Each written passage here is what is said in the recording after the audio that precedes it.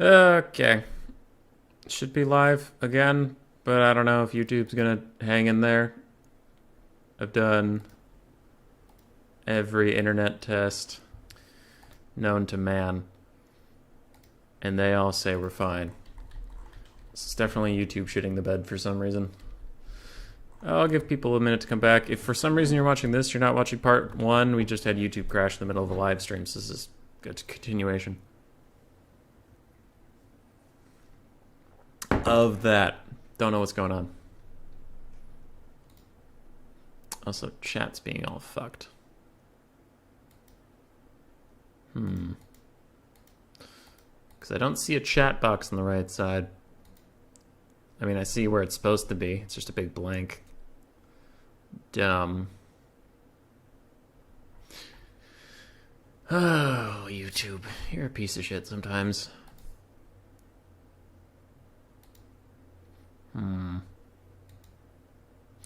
Well, I'll finish out this replay, and if it's still all fucked, I guess we'll deal with that.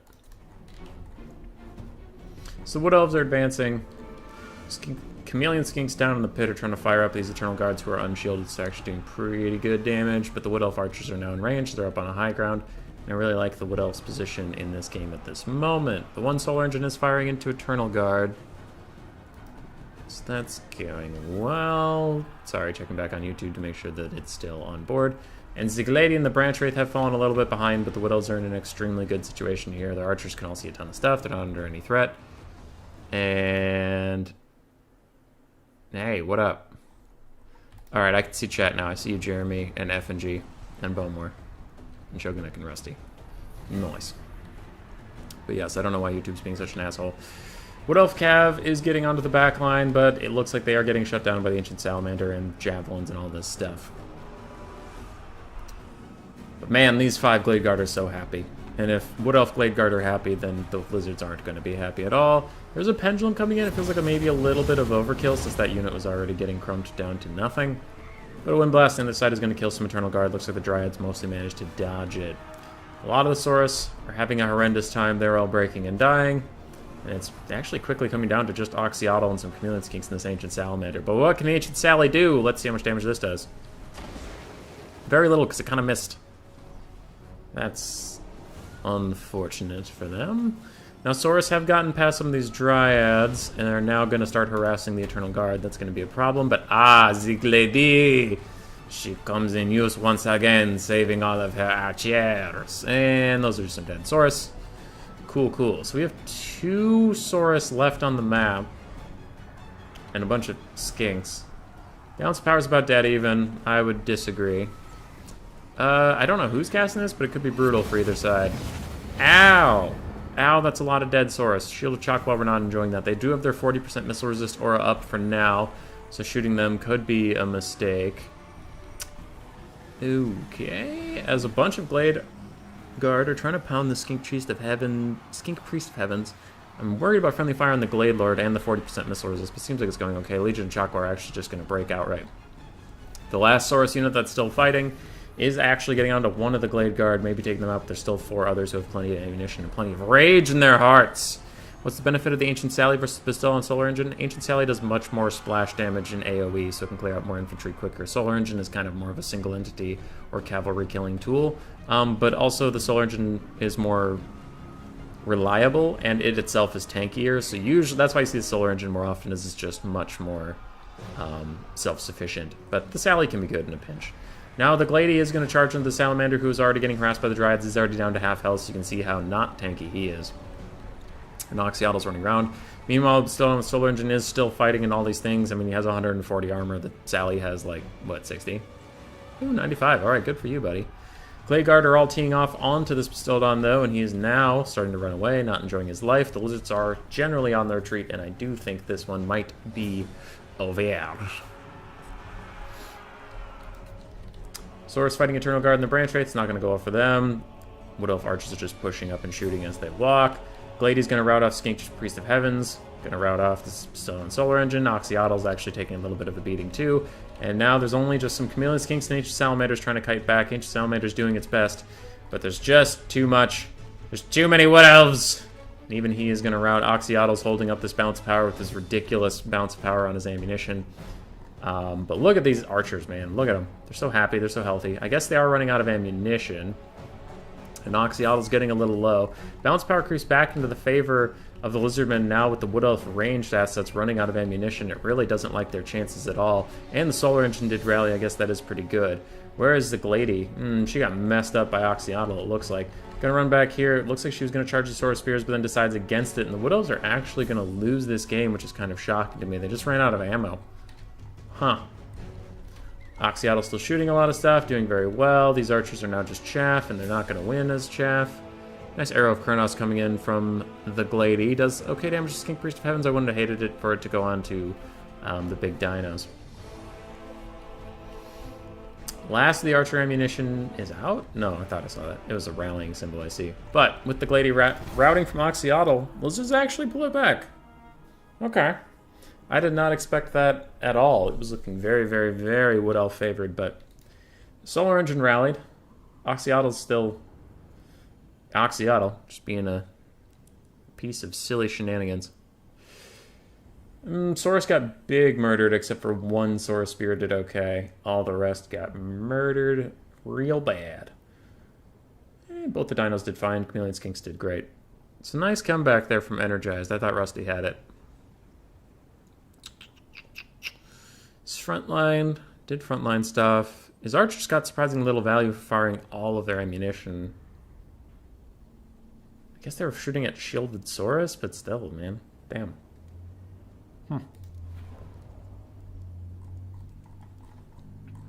I don't... Yeah, goddamn chasing rainbows. Shogunnik? I can see chat and some people are writing there. Thank you for the heads up. YouTube's just being dumb. Okay, Photoshop. Did we get anything? War wagons, doom wheels, chariots get murdered by a cab. Quick wins. Nope. No horned ones. In like 5 streams, there's been no horned ones. No heroes or SEMs. There was both. Yeah, we got nothing. We ain't got shit. Dami Mommy and French Mama. Of course, this is a Cyrus replay. Only Cyrus names replays like that. Okie dokie. I don't have the Sally DLC, but I find Solar Engines is old reliable. They are. They're generally pretty good. Gone for 5 minutes and there's a new stream. Sorry, Chasing Rainbows. YouTube pooped itself. The stream has been a treat for Wood Elf lovers. But a lot of Wood Elf replays. Yeah. I didn't reveal my furry folder because there isn't a furry folder. I'm not a god. Oh, you trolls. Trolls. Just grant both your requests and keep posting for mod. Hi, Grace. Hi, Hazel. So, for this game, we have, I believe, Cyrus's Bretonia. We have Fey Enchantress on our Unicorn. I don't see double Paladin, which is interesting. Oh, they're there. They're just both in the sky. With a Pegasus Knight. We have Questing Knights, a bunch of archers. I'm guessing some of you are poison. One of you is poison. Yes. 5 archers, 1 is poison. Spearmen at arms, men at arms, backing up peasant mobs, and 1 field trebuchet. Okay. For the Dark Elves, we have double Harpy. We have Morathi in the sky with double Feral Manticore. We have 1 Canate Assassin. I'm guessing with Assassin's Trophy and Web of Shadows. It does. We have a Repeater Crossbow, Dark Riders with Shields, Cold One Knights, and I'm guessing on the other side it is mirrored. Cold One Knights, Dark Riders, Repeater Crossbows. Nice. And Dread Spears across the front line. Okay, Morathi and the double Manticore are looking to take the fight with the Pegasus Knights and the Paladins. They do cast Soul Stealer right here, and they're going to wreck this Paladin and immediately rout off some Peasant Archers.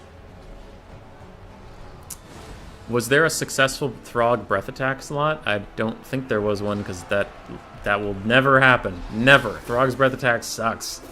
Alright, 1 Paladin's already routing, but so are the Harpies and the Peasant Mobs. Just everything here routed. Fey Enchantress is coming back to help debuff this fight, and the Pegasus Knights are now terror routing as she arrives. So it's just 1 Paladin, but Morathi and the Double Manticores are going to pull away. It looks like the Double Manticores actually go back in to fight the Fey Enchantress while Morathi runs. Web of Shadows is in from the Assassin. I thought that was a Soul Stealer for a moment, but it is not. Morathi's fighting a Paladin in the sky. That is probably not a great fight for her overall.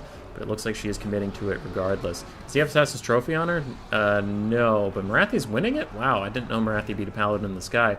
That's all I've been focusing on, because that's probably the most important thing. But Colden Knights are running shop over the back line. Repeater Crossbows are making sure these Pegasus Knights don't come back. And Dark Riders are also flanking here. The Questing Knights are very outnumbered and maybe outmatched, but they seem to be doing okay for now. Fey Enchantress is already routing, as the Canian Assassin is giving her the business along with the Manticores, and she's gonna maybe die. She's down to 300 health. She might die. Paladin's going to shatter off the map. And Fey Enchantress did manage to escape that blob, while the Rampaging Manticores couldn't follow her. Marathi's going to have to get new orders to attack her, or these Harpies. Someone's got to follow the Fey Enchantress off. Don't let her come back, but she's actually going to come back. Yeah, she's definitely coming back. And she's going to cast a bunch of healing. It's going to be one of those games, and we're all going to be sad. Bretonnia is quite far behind on the bounce power at the moment, and I would very much agree. Dark Elves are doing quite well. Across every aspect of the battlefield, they're overrunning the front line. It's doing good. F dropped for a bit? Yeah, that's been happening with YouTube, I'm sorry. Grace was like, oh, he's speaking of losers again on YouTube, especially Hank Cyrus and Jeremy. No, we had talked previously that when she was going to go take a nap, she would leave the door open so I could potentially interact with Hazel, because we love Hazel. Bretonnia will surrender at that point.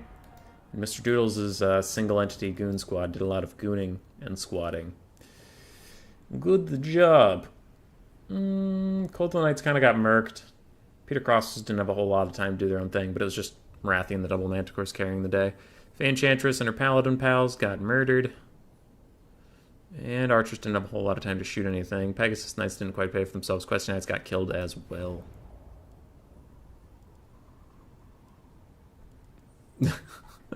Jeremy had to change your name back to Jeremy. Gotcha.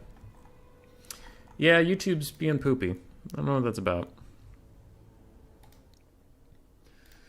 Photoshop, did we get anything? Probably not. No heroes or SEMs? Definitely not. Yeah, no, we didn't get anything. We even had several Solar Engine games and no friendly fire. Okay. Mirror Teammates. Oh, that is a 3v3. I don't know if I can cast that. Do I want to cast that? I guess we will. Guess we will. That air squad was just horrible. I was told by ODM the air squad could win against Mama Double Manti. No, it definitely doesn't. Ice Powers told me that Pegasus Knights are really good against Dark Elves. Like, if you bring one, they can help you win the air fight. They just died to like one Soul Stealer and Manticore attack. I don't see it. Oh great, it's 3v3 on a small ass map. Okay. So on one side we have Chaos, Beastmen, and Bordalo.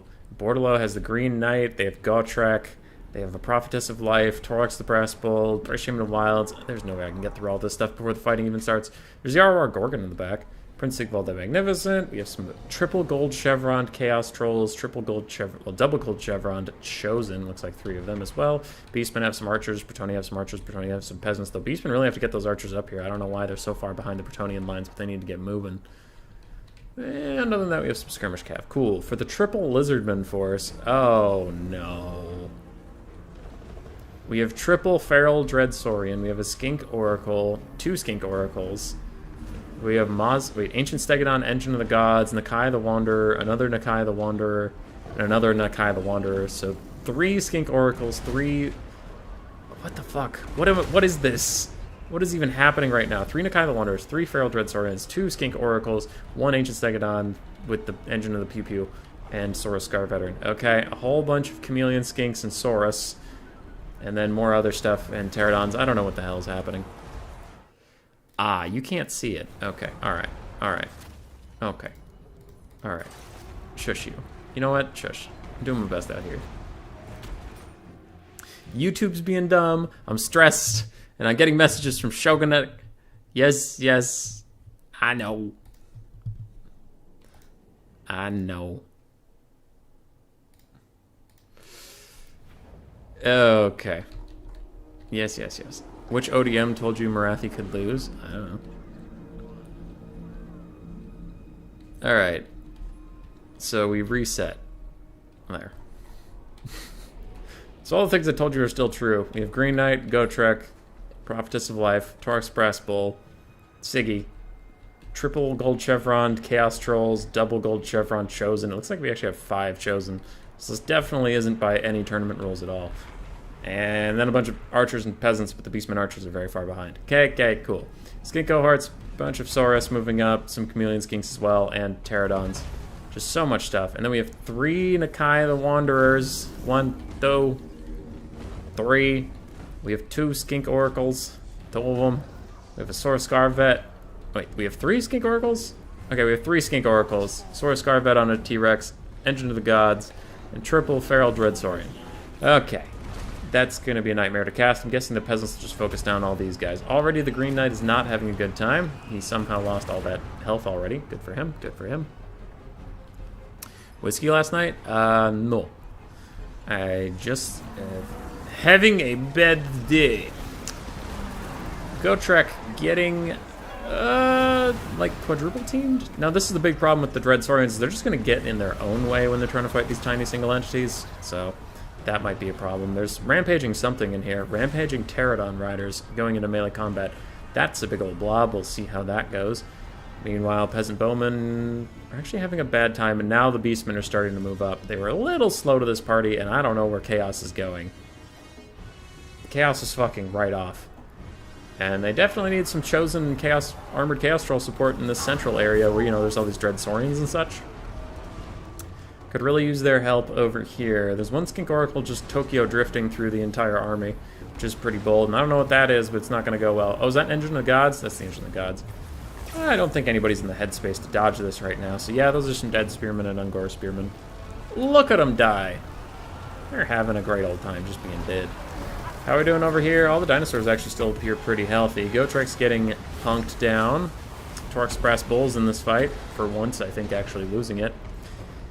And triple Nakais are doing alright. Now, the Chaos Gold Chevron crew is pushing along the sides, maybe actually going to get through some Skinks and Saurus, but I don't know to what end. There's nothing to really flank over here. I think they should definitely just commit to the central fight and support all their single entities, which are getting big-time murdered. The Bloodbrute Behemoth just nuts up and runs in here, which he's not going to have a good time against all these Dreadsaurians. One of the Dreadsaurians is killing a bunch of archers, and Torx goes to fight it. Not going great for them. The Lizards are actually even on the bounce power, which I would assume they should probably be very ahead. I'm going to times 2 it because it's just kind of a slow single entity fight. More brawling from the single entities. The Bloodbrute Behemoth gets murdered, as when nobody's really surprised. But Gotrek and the Green Knight are still in there. Alright, they maybe still have a chance to do something. Archers are pinging down the Dreadsaurians just a little bit. And we do need those Skink Oracles to be casting as many Earthbloods as possible as more and more archers pour in onto the Dreadsaurians. The big Lizardman blob's just moving around trying to rout off anything it can. The triple gold chevron to Chaos Trolls and Chosen are trying to chase down Chameleon Skinks, which is not going to go well for them. And they finally commit to just killing the Dreadsaurians and Nakais. So now we might see something. Nakai number 1 is routing. I don't know where Nakai number 2 is, and Nakai number 3 was in here somewhere, but he's doing okay. The Green Knight's actually going to start to chase him off. And Green Knight is heal capped already, as is Gotrek, so they've clearly been getting some healing this whole time, as the Dreadsaurian comes in to bail out Nakai number 1. Nakai number 3, still in here fighting Sigvald and all of these Chosen. That is so many elite Chosen. Actually, all 5 of them. All 5 of the Gold Chevron Chosen are in this fight, dealing with his 1 Dreadsaurian, not landing a lot of great hits on it. Archers in the back, trying to pick off this extremely wounded Dreadsaurian who now has earned himself 3 bronze chevrons, and oh, that is a brutal Engine of the Gods coming straight through onto all those Chosen. Doing okay damage, but it looks like they were a little too spread out for it. I have another Discord message. What's it about? Okay, Shogunek with a smiley face. We love the smiley face. Flock of Doom is going to do a lot of damage to Chosen, like a lot being, yes, they're very elite, so even a little bit counts for a lot. And the Dreadsaurians have all condensed on each other. It is a blob once more of Dreadsaurians, and the Chosen are not having a good time, as yet another Flock of Doom is cast on these things. Did you see all the buffs on the Green Knight? Like, his unit card is so long because of all that stuff. A lot of it wore off, which is sad, but it used to be a damn paragraph. 3 gold chevron armored Chaos Trolls are nowhere near the single entity fight. That is a big mistake, and I think the Lizard Blob thoroughly outplayed the Chaos Bretonnian Beastmen area just because they had to blob around places, and Chaos got a little lost in the sauce of what was going on. Good job, Nakai. And with 3 Lizardman armies in a meme game, we still didn't get any frickin' horned ones. Sad.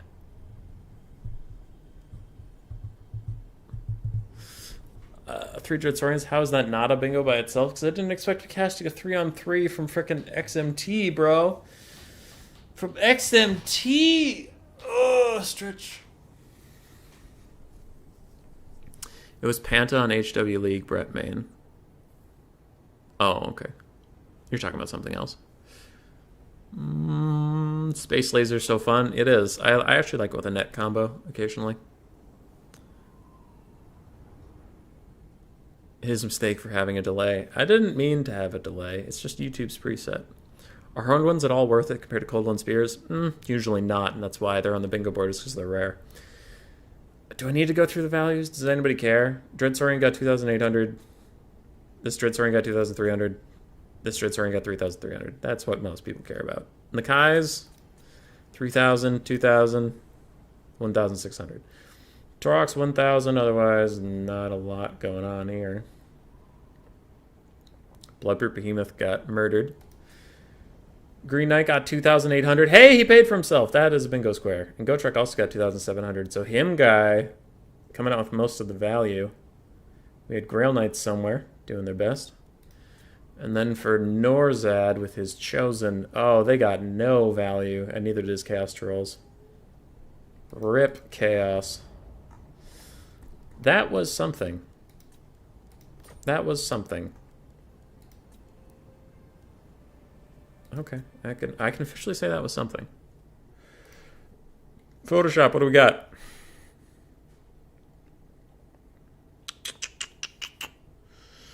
Green Knight pays for himself. We got that one.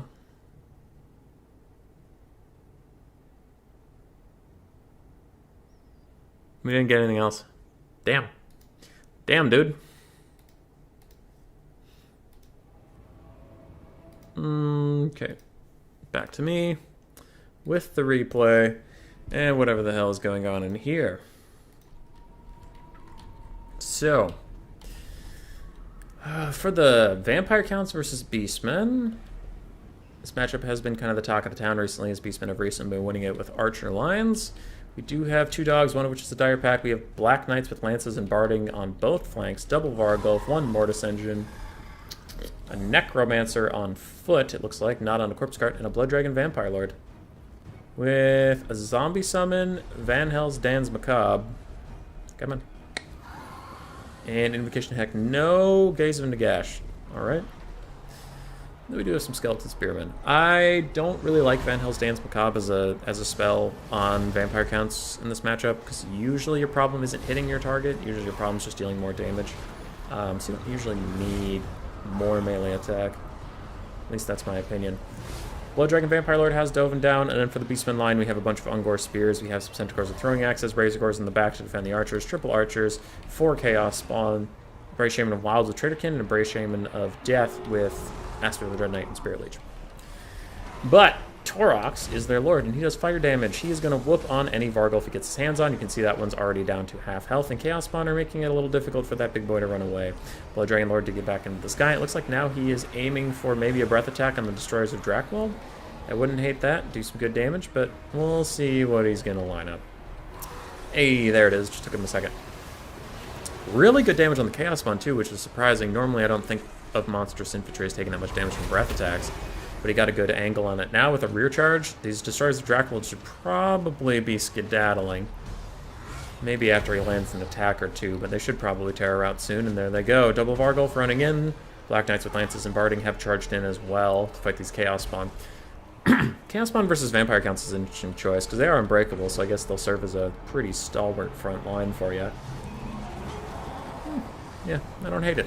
It's interesting to see. But Torox and the Chaos Spawn pinning in the Blood Dragon Lord, doing a lot of damage to him. He throws a Zombie Summon out there to keep the Centaurs of Throwing Axes off of his ass as he runs for it. Is that a Traderkin? That is a Traderkin. There's no Cav units around. There's not a whole lot of Cav units on the map, so I guess this is fine. It's hurting some Skeleton Spearmen, but that is mostly Skeleton Spearmen and Zombies, so maybe not the most worth it cast in the world.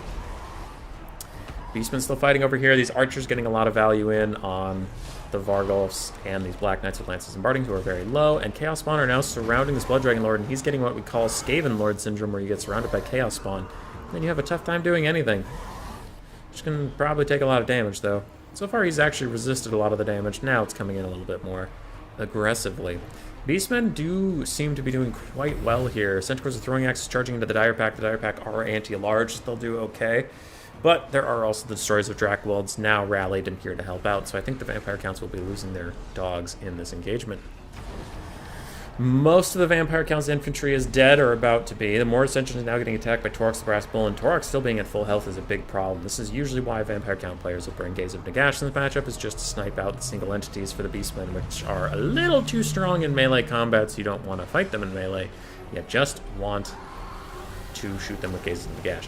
Another really nice breath attack is going to take out 2 units of chaff at once for the Blood Dragon Lord.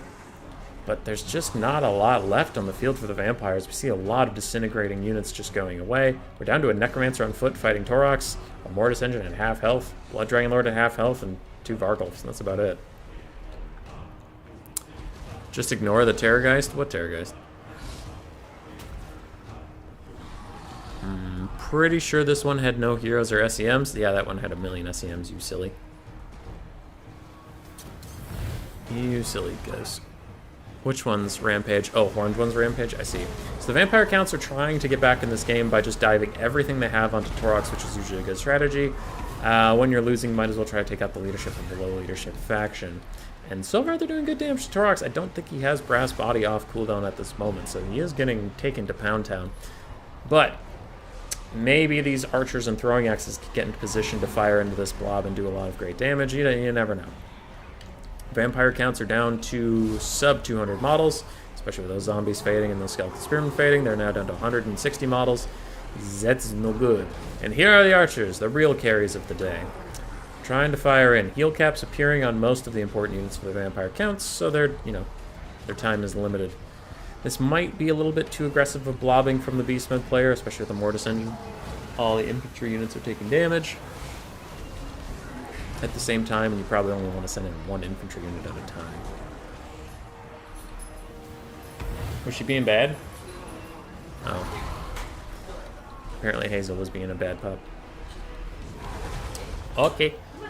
Blood Dragon Lord is diving back into the fray. Torox is extremely low, and this might be a way back into the game for the Vampire Counts. Bounce power is back to even, maybe even a little bit Vampire Count favored.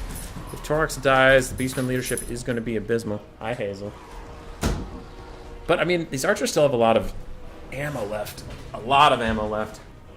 I'm kind of surprised how little they're hitting the Blood Dragon Lord. It looks like they are firing at him. They're just not connecting. They're mostly shooting like past his wings and other shit like that. Torox is now routing. Chaos Spawn, unbreakable, holding everything in place along with some Razor Gore herds. I still think the Beastmen have got it, but Torox getting that low is going to be a problem. Though he didn't die, and now he's running away. So he's going to be fine. Yeah, Beastmen totally got this. If he died there, maybe another story. Throwing axes throwing the last of their volleys in. These ones still have half ammo, though, so they can just sit here and throw out the Mortis Engine. And now look at that Blood Dragon Lord taking all that damage. All that damage! Go, archers, go! 425 gold. These little guys will carry you a whole game if you protect them. Be nice to your archers, kids. Tip your waitresses. Mortis Engine has died. Blood Dragon Lord is now starting to crumble while adding his healing cap. Balance power is creeping back into the Beastman favor. I think it is very much the Beastman favor. And the Blood Dragon Lord just takes off while in the middle of a pile, which looks funny, but I guess he hadn't been attacked for a while. And all the Razor Gores run away. That is a pile of dead Chaos Spawn. Just a bunch of dead Chaos Spawn. And now, without the Chaos Spawn to anchor down the army, this actually is looking a little scary for the Beastmen. You still have plenty of throwing axes, you still have plenty of archer ammo, but something's got to hold this stuff in place for you, and that's the big concern. Torox dies when he fights a Vargulf for just a little bit, and that could be a big problem. You see these Razor Gores are most likely going to rout with the Dragon Lord behind them. Those archers are definitely going to rout. More spearmen and stuff are shattering off the battlefield, and this could be a win for the Vampire Counts. These Ungor Raiders are standing a little too close on top of each other. It looks like they're having a hard time firing, and that Blood Dragon Lord is hung on into this game. Still technically alive. Throwing axes is doing a lot of damage, but they're running out of ammunition. If these archers can keep firing, now is a big moment to take out that Blood Dragon Lord. And he's sub 700 health. So low, not crumbling. He's in it. He's in it to win it. Archers are still poking a little bit of damage onto him, and this Bray Shaman of Wilds is being a foot character and nearly impossible to kill. Now the Centaurs of Throwing Axes are out of Throwing Axes. They're going to charge in and try to take out this Necromancer, as the double Vargulf will move on the Ungor Raiders. If these Ungor Raiders die, this is most likely GG, because they are, you know, all the damage you have left. But the Centaurs with Throwing Axes that don't have Throwing Axes anymore are trying to get a rear charge, get this Vargulf to crumble away. That's the best you can do. He's healing capped. Necromancer's dead. Other one's almost healing capped. And his Blood Dragon Vampire Lord is definitely heal capped with 300 health left. Both the Ungor Raiders have run away. Beastmen are now ahead on the balance of power, and I think that's a bunch of bullshit. But we will see. This Vargulf, the other one's crumbling, and I don't think he can even rally with that low of health and that low of leadership. He's down to like -30 at a consistent pace, so he's going to crumble away. Blood Dragon Lord's diving in, and with the Ungor Raiders rallying and turning around firing, they will most likely kill the Blood Dragon Lord, who's now also crumbling. Can one Vargulf carry this whole game? Maybe, as terror routes start to come in. Everything's routing. Blood Dragon Lord is officially dead. This Vargulf is also going to die. It's a zombie summon, which is limited time, and a Vargulf. Unfortunately, fighting a Bray Shaman of Death on the ground, this Vargulf's going to want to get out of here. Like, kill these Centaurs, sure, that's fine. Route them off, but then you're going to want to run over and deal with these Ungor Raiders. Just don't fight the Bray Shaman of Death. You can't deal with them at all. Alright, leave him, leave him, leave him. Go for the Ungor Raiders. Go, go, go, go, go. Very nice. Use the zombies to muck him down or something. I still think the balance of power is full of shit. Unfortunately for them... Oh, good, he rallied, Because the Vargulf was crumbling. That's going to be a big problem for them. Because if you can route these Raiders, it's going to be just fine. It's going to be just fine. Hazel, what are you doing? Oh, no, he's crumbling again. That's really bad. Ungor Raiders need to hurry up and route. I'm kind of surprised they're hanging on this long. Zombies are done mucking up those Bray Shamans. Balance power is very against the vampire counts, and I get it. I get it, but I don't think it factors in leadership. Somehow, there we go, the Raiders route, and a nice hit onto the Bray Shaman of Wilds. Okay, okay, he's going to route too, you're going to do fine. So all you have to do is duel this one Bray Shaman of Death. You got this, Vargulf. You got this. Hang in there. Hang in there, buddy. You fucking got this. Oh, that's a Spirit Leech. Oh, that's really bad. Oh, that's really bad. That's going to send him into army losses territory. No, Vargulf, hang on. No army losses, you...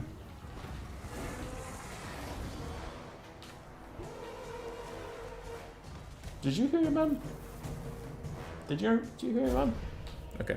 Grace might have been talking to me through the door, but I can't hear her now, so I think we're okay. Ugh. That turned into a really good game. I was kind of rooting for the vampire counts at the end of it. Hi, Hazel Basil. Hi, Hazel Basil. Yes. Very nice. Just because I love a good comeback. That Blood Dragon Lord barely staying alive was hilarious. Hi, Hazel. Yes. Yes, you're very sweet and nice. Say hello to the stream because they love you too. They love you too. Yes, they're doing great. Both the casters got good value. I imagine the archers got insane value considering they only cost 450. Spearman died. Sir Jekyll did okay. 800, 800. Hazel's clawing at all of the wires. Hi. Hi. Yes. Mwah. Yes. You're very sweet. Hi. Hello. Hello. Oh boy. Okay, back down. Yeah, 800, 800, 1,200. Very good stuff there. Throwing Axe has got 2,400 and 1,800 value. Very, very nice. And Chaos Spawn, actually, two of them paid for themselves. And the other two were just nice blockers. Blood Dragon Lord got 2,600. Hi, Hazel. Thank you for the kisses. That's nice. Black Knights just died horrifically, unfortunately, as Black Knights do. Vargulfs did great, and Mortis Engine did just fine.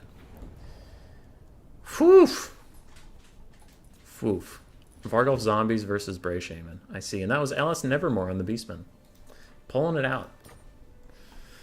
I should focus more on who this person is. Alright. Brett versus Beastman. Hey, it's Tim the Wilder and BB Coops. Two cool people. Photoshop. So, we got... Where's my paintbrush? We got Hazel jumps up on Human Boy. That was true. It was Vampire Counts Beastman. Is there any Beastman things here that we even care about? No. No. No, no, no. Okay, back to this. I have Discord messages and I haven't caught on a chat for a little bit. Hubby doesn't bang a bad unit on a replay. Okay. Alright. Okay. Bobman brings you back to the Gladiator days. Dude, we would play more Gladiator if anybody signed up. But every time we try to host a Gladiator event, like the last 2 times, literally 0 people have signed up. And it's sad. Hammond, I will show the people your replay soon. I think it's actually next on the list. Okie dokie. Destroys the Dracula is such a badass name for just Ungor Spears. I agree. Dan, I assume nothing. Being silly, maybe not. Okay. Are the archers waitresses? No. Beastmen were trying to throw this strat game. Okay, cool. I can catch up with chat while hitting play now. Yeah, Torx it in timeout corner. Down to a single caster. Fine, I'll doggo cam. There's a dog. Dog. There are 3 panels for Skaven. Nobody plays Skaven. I play Skaven, and I like Skaven. Alright. Anyway, focusing on this replay, we have triple mounted yeoman archer from the Bretonnians who are going to get hit by a nasty overcasted Traderkin that hits a bunch of stuff. We have the Green Knight, we have Fey Enchantress, and a Paladin. A bunch of peasant mobs, some battle pilgrims mixed in with men-at-arms, and even foot squires in the very far back, and we have 1 Royal Pegasus Knight unit. Green Knight is actually meta versus Beastmen recently. Not a lot of Beastmen players will bring magic damage, such as Aspect of the Dread Knight, Spirit Leech, or a Jabberslay. So a lot of people bring Green Knight here. For the Beastmen, we have double Feral Manticore, Torx the Brass Bull, Bray Shaman of Wilds, and another Bray Shaman of Wilds. Both have Traderkins, so that's highly illegal.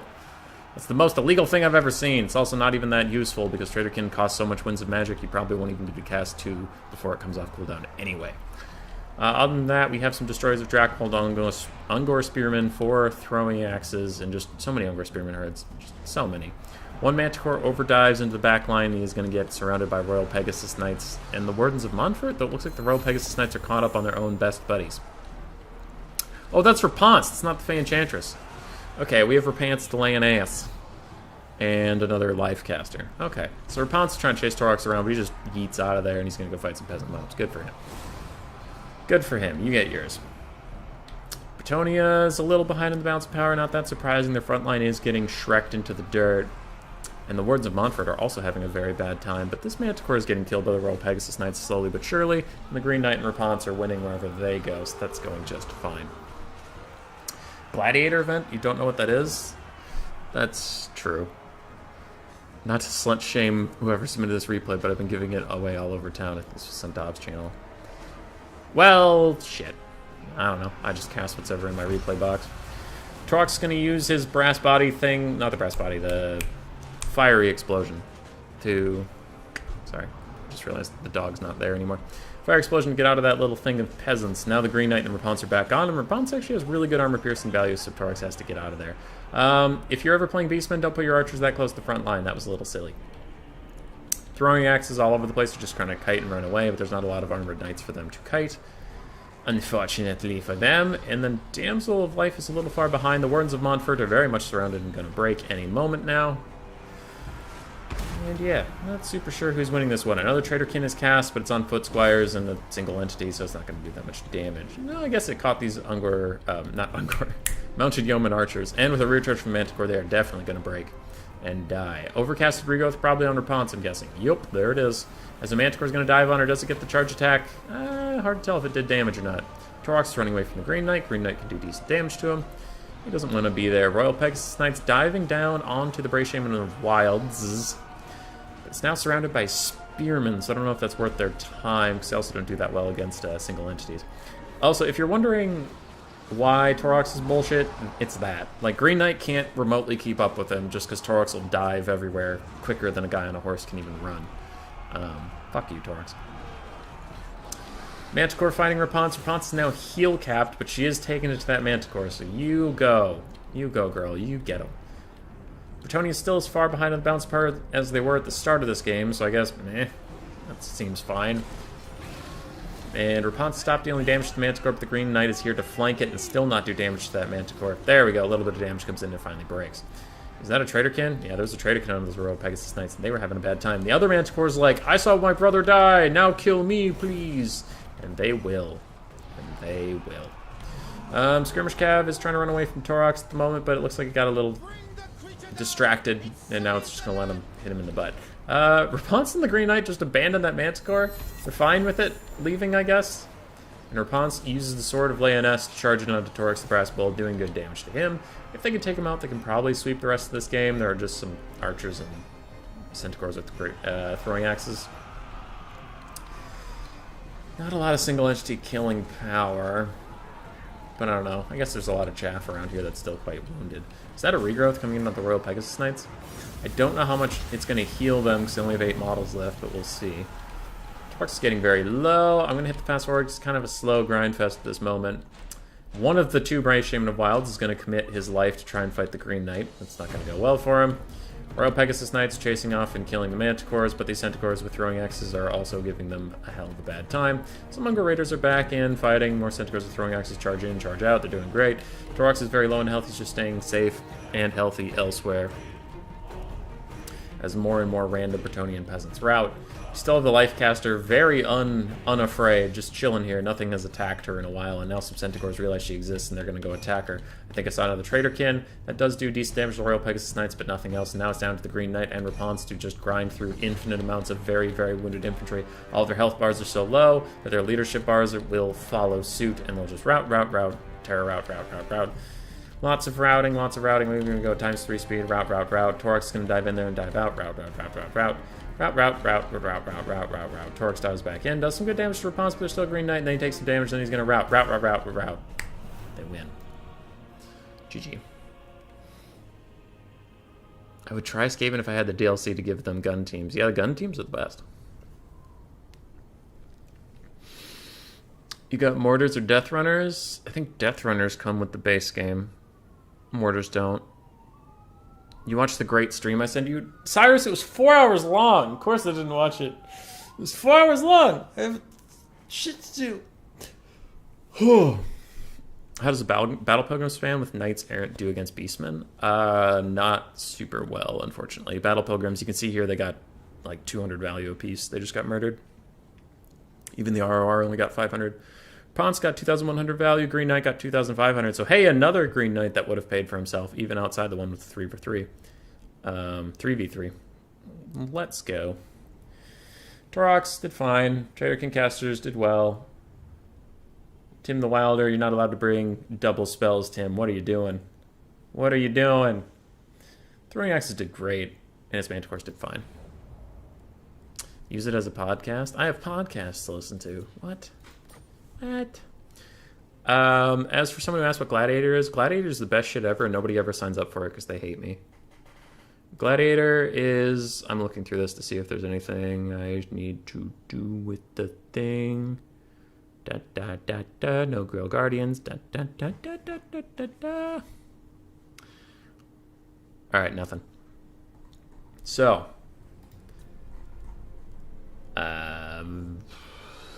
Vermintide? Oh yeah, this is Hank Cyrus's thing. Okay, cool.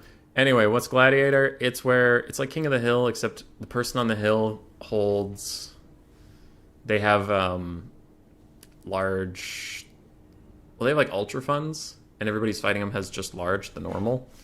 But then they take a build, and you know what the build is. It stays the same no matter what, and whenever you eliminate a unit from it, like either shatter it or kill it straight up, they have to cut it from the build, and they can spend the money on chevrons or on items and stuff, but they can't add any more units. So it's just kind of like watching this big army get whittled down. You see how many people it takes to like beat it, and I think it's really fun, but then nobody signs up for it, and I get real sad.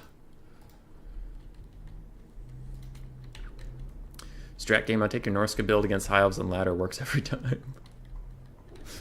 Well, I see. Message me back from yesterday, Punk. I talked to you about yesterday. I don't really do outros very much. Anyway. What the hell am I watching?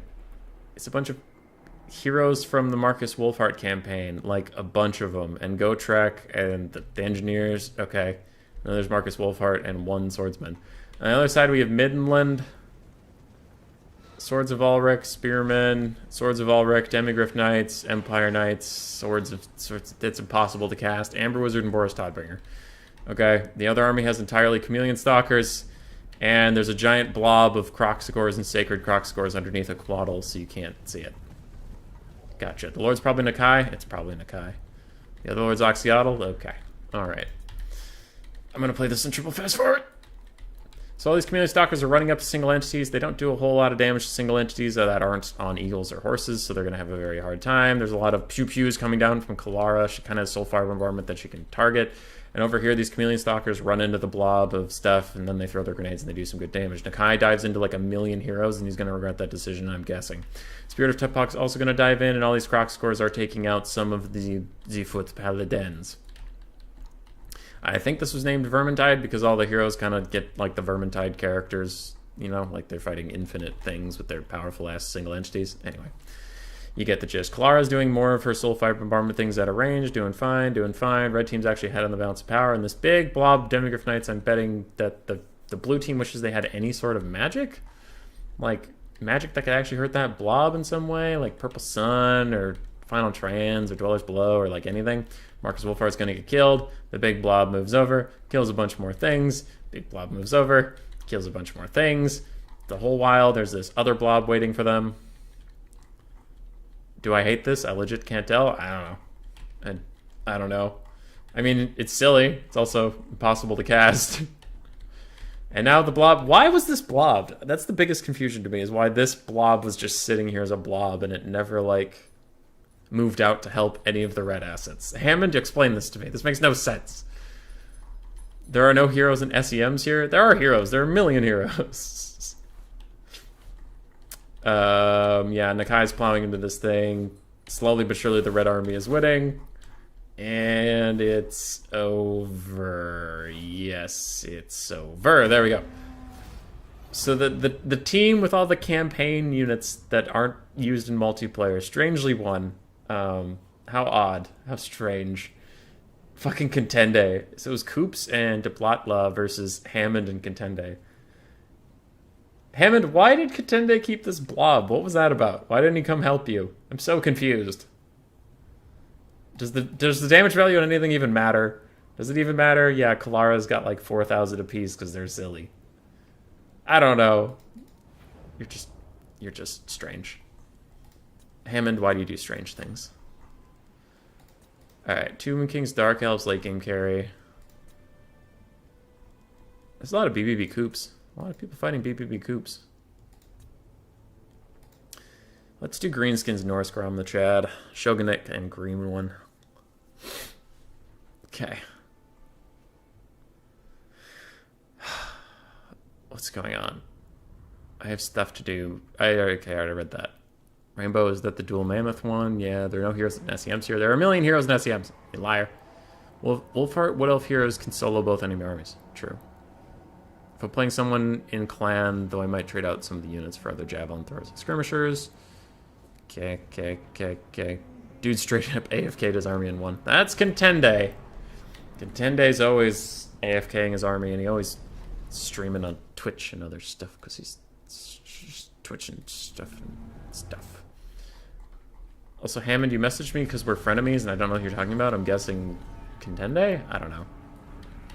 I don't know what's happening. Anyway, this game, what's happening?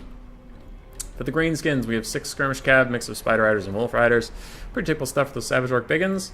They are Savage Orc Biggins mixed in with Black Orcs, Goblins, Rusty Errors, Black Orcs, and more Savage Orc Biggins. For the Hero Core, we have Goblin Big Boss on a Spider, Giant River Troll Hag, and Grom the Punch, who's about to take a Fireball, and I just want to watch it because I know it's overcast. Do some damage. Do some damage. Yeah! Take that, you piece of shit. Take that, Grom. On the other side, it's a bunch of Skirmish Cav. 2 horsemen, wait, 2 horse masters, 1 horseman. Over here, horsemen. And no more horsemen? What's way back here? Dogs. Okay, so dogs way back here. Beast of Tashnar on that far side. We have Marauders. Marauders. Norskin Ice Wolves. War Mammoth with the War Shrine. Wolfric the Wanderer on his horse with his buffs and his ship. What's his boat? I'm forgetting what his boat's called. Seafang. Shaman Sorcerer of Fire with Fireball and Burning Head, and double Feral Manticore. The puppy has moved again, so I guess you have to deal with me. A lot of skirmishing. Oh boy, the skirmishing. If you ever wonder why I don't play Chaos or Norska, this is why. This is why. Times 3 speed.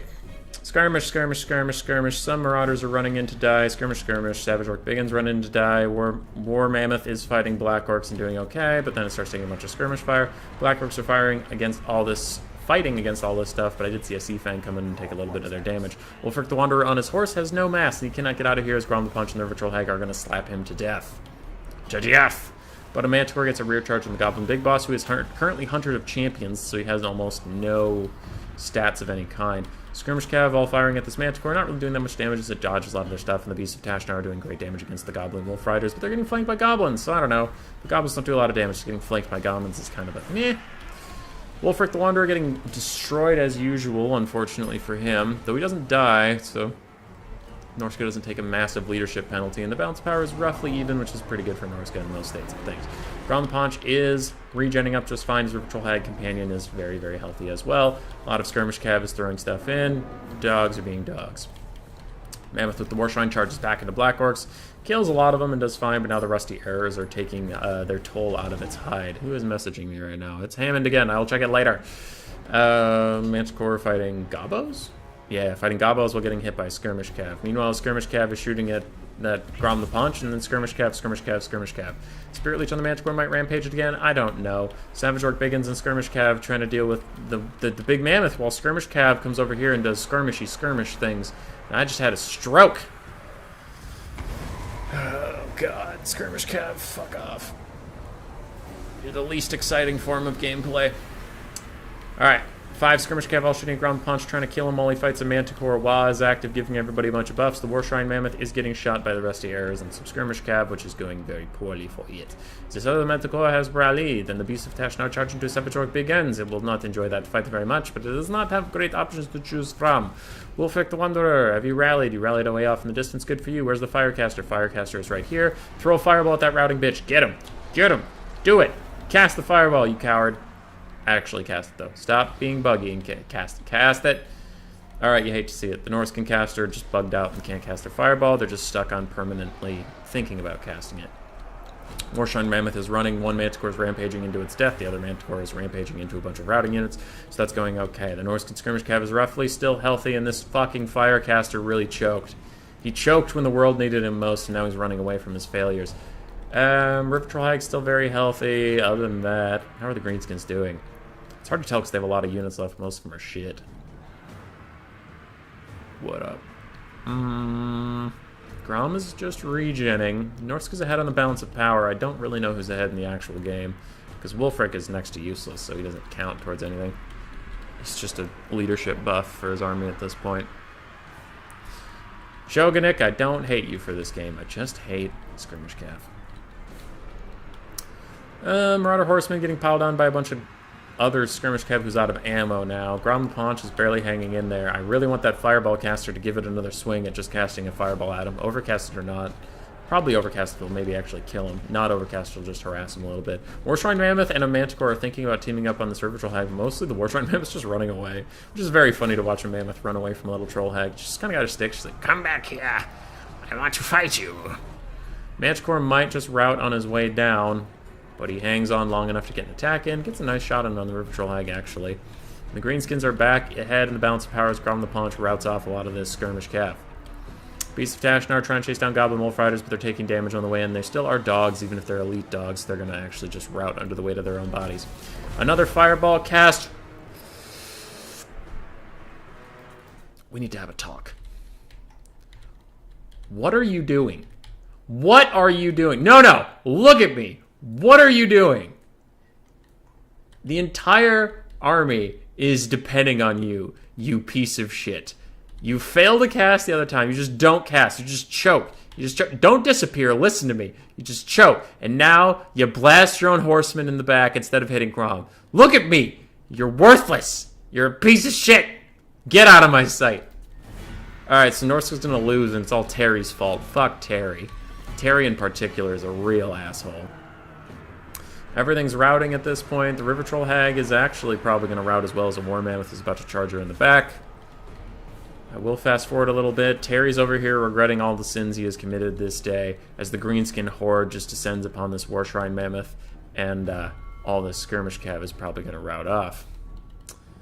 Terry's running around being a piece of shit. Manticore's trying to come back, but everything's shattering, and the weight of Terry's failures come crashing down around him as he loses.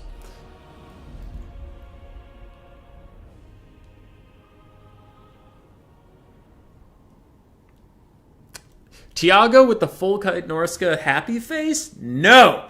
No! It's dumb! It's boring! It's the... full kite anything is horrific to watch. Wood Elves, Chaos, Norska. 3 factions I don't play because the best way to play them is boring as dirt. Okay. Anyway.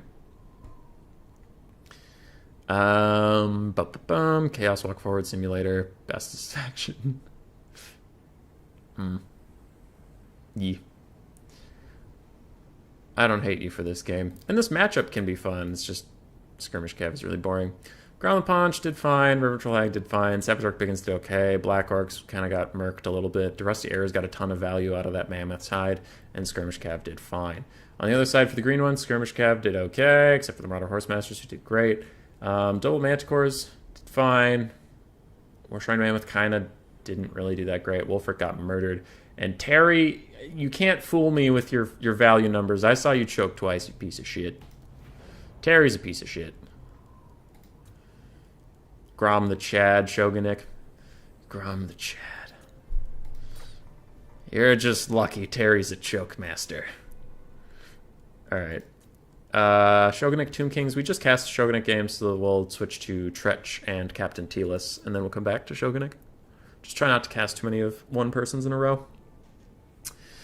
Did we get anything? I'm sure there's a Photoshop that I'm going to get mad at. Greenskins win with no skirmish cav. That one might be on there forever. More seriously, what do we have? Nothing. Oh, we have friendly fire!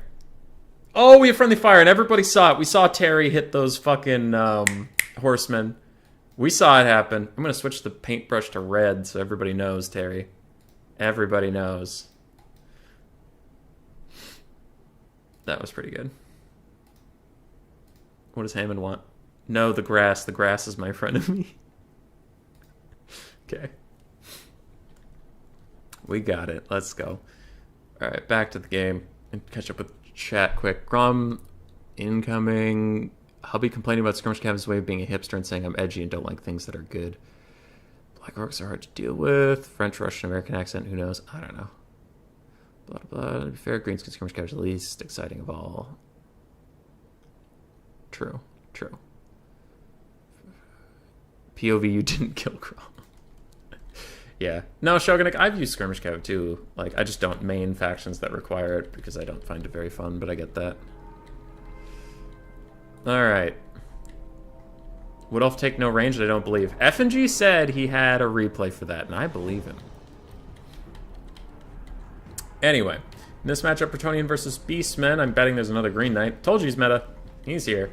Yes, and that's usually my answer to him too. I've started taking the Jabber Scythe in this matchup just to counter the Green Knight. We have Torox, Gorbel, Wildscaster with Traderkin, and then the Shard thing, the Jagged Dagger that lets you get a little bit more into magic. Double Tuskor Chariot. The Arwar Centaur is a great weapon. Sons of Goros with more magic damage to deal with the Green Knights. The Green Knight's going to have a bad day here, I think.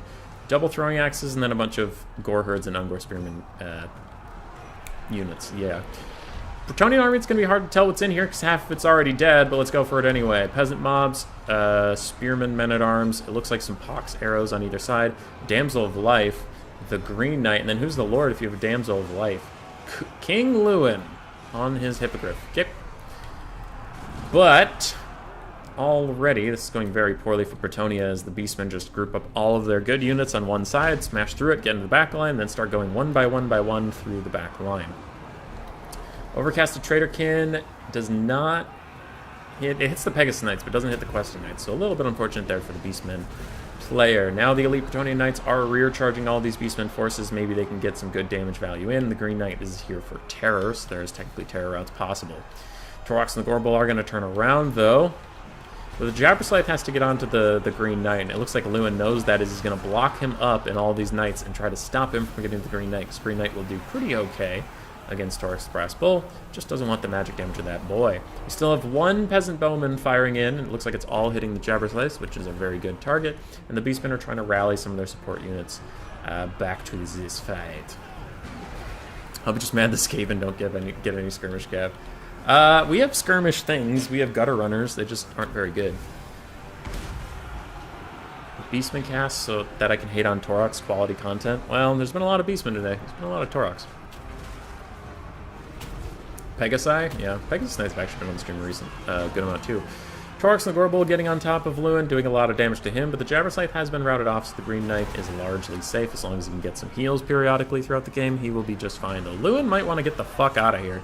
And it looks like that is just what he will do along with his Damsel of Life. That is a good choice. Run away. Torax and the Gorbel are like, oh no, you don't. But then he staggers from nothing, and that's fine. And now he stands there thinking about why he got staggered from nothing before he just decides to turn around and go fight some Pegasus Knights. Get some chicken wings for dinner. Good for you, buddy. Tuscarora Chariots are running rampant all over the field. Balance power still roughly even as Lewin's going to dive in here, try to get some terror outs onto Centaurs, but he's really bad at taking out crowds of things, so I don't think he's going to get much work done over here. Gorbel is fighting Green Knight, and Green Knight's definitely going to win that as the Lifecaster runs away from Torax, because she had a very bad time. She did not like fighting Torax at all. Knights Errant and Peasant Archers on the far side are coming back. Maybe this Tuscarora Chariot can swing over and kill all of them, because I bet it can. Tuscarora Chariots are a little strong. A little bit. The Bretonnians are running out of juice here. Balance power is roughly even, but I mean, look at all this routing stuff. I don't know if I believe in them. The Green Knight is certainly powerful, but I have beaten him with just Torax and the Gorbel before with proper cycle charging. Lewin's running around with the Lion Shield active. The Beastmen are getting a little spread out in their focus at the moment. It looks like they're trying to chase down some of these Knights Errant and the Lifecaster, but you can't catch them. So they're just allowing Lewin time to regen up and the Green Knight time to take out a bunch of chaff. Personally, I would just start cycle charging this chaff and leave the Green Knight all alone. But, ooh, bold choice from King Lewin is going to dive onto Torax and immediately regret it and start to run away. As an undercasted Traderkin is going to hurt those Knights Errant and probably get them to rout off the map. Most likely. More Knights Errant over here doing okay, but the Centaurs are throwing axes, getting a beautiful rear charge on the Bretonnians, and now the Beastmen are starting to wipe up a lot of the assets they can actually reach, which is very good. Tuscarora Chariots trying to get through some peasant mobs. It's doing okay, but its leadership's getting awfully low, and there are some peasant bowmen trying to deal with it. Jabberslythe getting onto the Green Knight. That is a good use of his limited time left on this earth, along with the Gorbel and Torax. I do think the Green Knight will be dragged down most likely, as the Bracian Wild actually gets sniped out by King Lewin. Okay. Alright, pretty good pick there from Bretonnia. Maybe they can find their way back in this. If the Beastmen have no magic. Jabberslythe tries to fight the Green Knight, but one problem for him is that the Green Knight does a 50 melee defense and he has 37 melee attack. He will miss it, and Lewin will get a rear charge on him and kill him with the Green Knight's help. Peasant mobs are probably going to rout off. Bretonnia has secured themselves a little bit of safety over there, with some archers coming back, but Centaurs with throwing axes are going to hopefully finish off these questing knights. There are only 4 of them left, so it's kind of shocking they're even still in this fight at all. Lewin's running away to heal a little bit more again, but his healing cap is very much within sight. And the Wild's caster is back alive, but imagine if Lewin ever gets close to him at all, he's going to rout off. Green Knight's running a little low on health. Is that a regrowth coming in? That is. That is going to be a big problem for the Beastmen. Wild's caster is about to get dove on by Lewin. If Lewin hits this, he will kill it, and there it goes. Now he has to get back off the ground before Torax and the Gorbel will catch him, but he should be able to do that with no problem. Balance power is about even. I would agree now seeing that, you know, these Knights Errant are fine, there's some archers back, peasant mobs are back. Bretonnia has a lot of stuff in the wings that can come in. And Green Knight is near heal capped. 30 banners within 40 meters. True. Throwing axes, throwing up at Lewin, doing fine. What killed the Slythe? Lewin and the arrows, yes. Hey, Butcherbird. We already had a response, it's true. I mean, there was one peasant bowman that was just firing at the Jabberslythe for a long time. They can do pretty good damage. Jabberslythes don't have a lot of armor. So Lewin and the Green Knight are probably going to mop up most things left on this map. It's going to be down to Gorbel and Torax to carry this thing. Green Knight is a little inundated in Centaurs. That is a big mistake from Lewin, landing right next to Torax and the Gorbel. They get some nice hits in on him. He does manage to not rout and then run away. Lifecaster gets a little too close for her own good, too, and she's also going to rout. So that might be a big mistake from the Bretonnians. Green Knight is trying to chase after Torox and the Gorbel, but it looks like they're just avoiding him until they kill literally everything else on the battlefield. But they're running out of juice. They're running out of things. And Green Knight's still here. Green Knight's still fighting. He's very much heal capped, but, you know, he's in there, and army losses will hit. As the Beastmen, I think they got a little too spread out, unfortunately, for Tretch. Like the Bray Shaman of Wilds getting sniped out by Lewin. It's pretty tough. One of the Centaurs of Throwing Axe is getting 1,600 value, the other getting about 1,000. That's pretty nice. It was a close game, though. Captain Telis heal capping both Lewin and the Green Knight. Very good. Green Knight also paid for himself. It's funny I put that up there, and we hadn't had the Green Knight in a very long time. And now we get 3 Green Knight games, all of them he pays for himself. So that checkbox has been checked, and triple checked. And that was Green Knight comeback. I guess I should have paid attention to the title before I started betting on Green Knight actually losing. So we're back to Shogunnik versus Sahil. Dark Elves versus Tomb Kings. Zypher? What do you think of the build Russians use with Dreadlord and Harpies? For what? For what matchup? Okay, Photoshop, you got anything for us? Super quick check. No. BitConnect. No. Nope, still going. Alrighty. For Sahil, we have 4 Bolt Throwers, a Supreme Sorceress of Fire, we have triple Shades, then a bunch of Dread Spears as a front line, and 4 Dark Riders as some defense.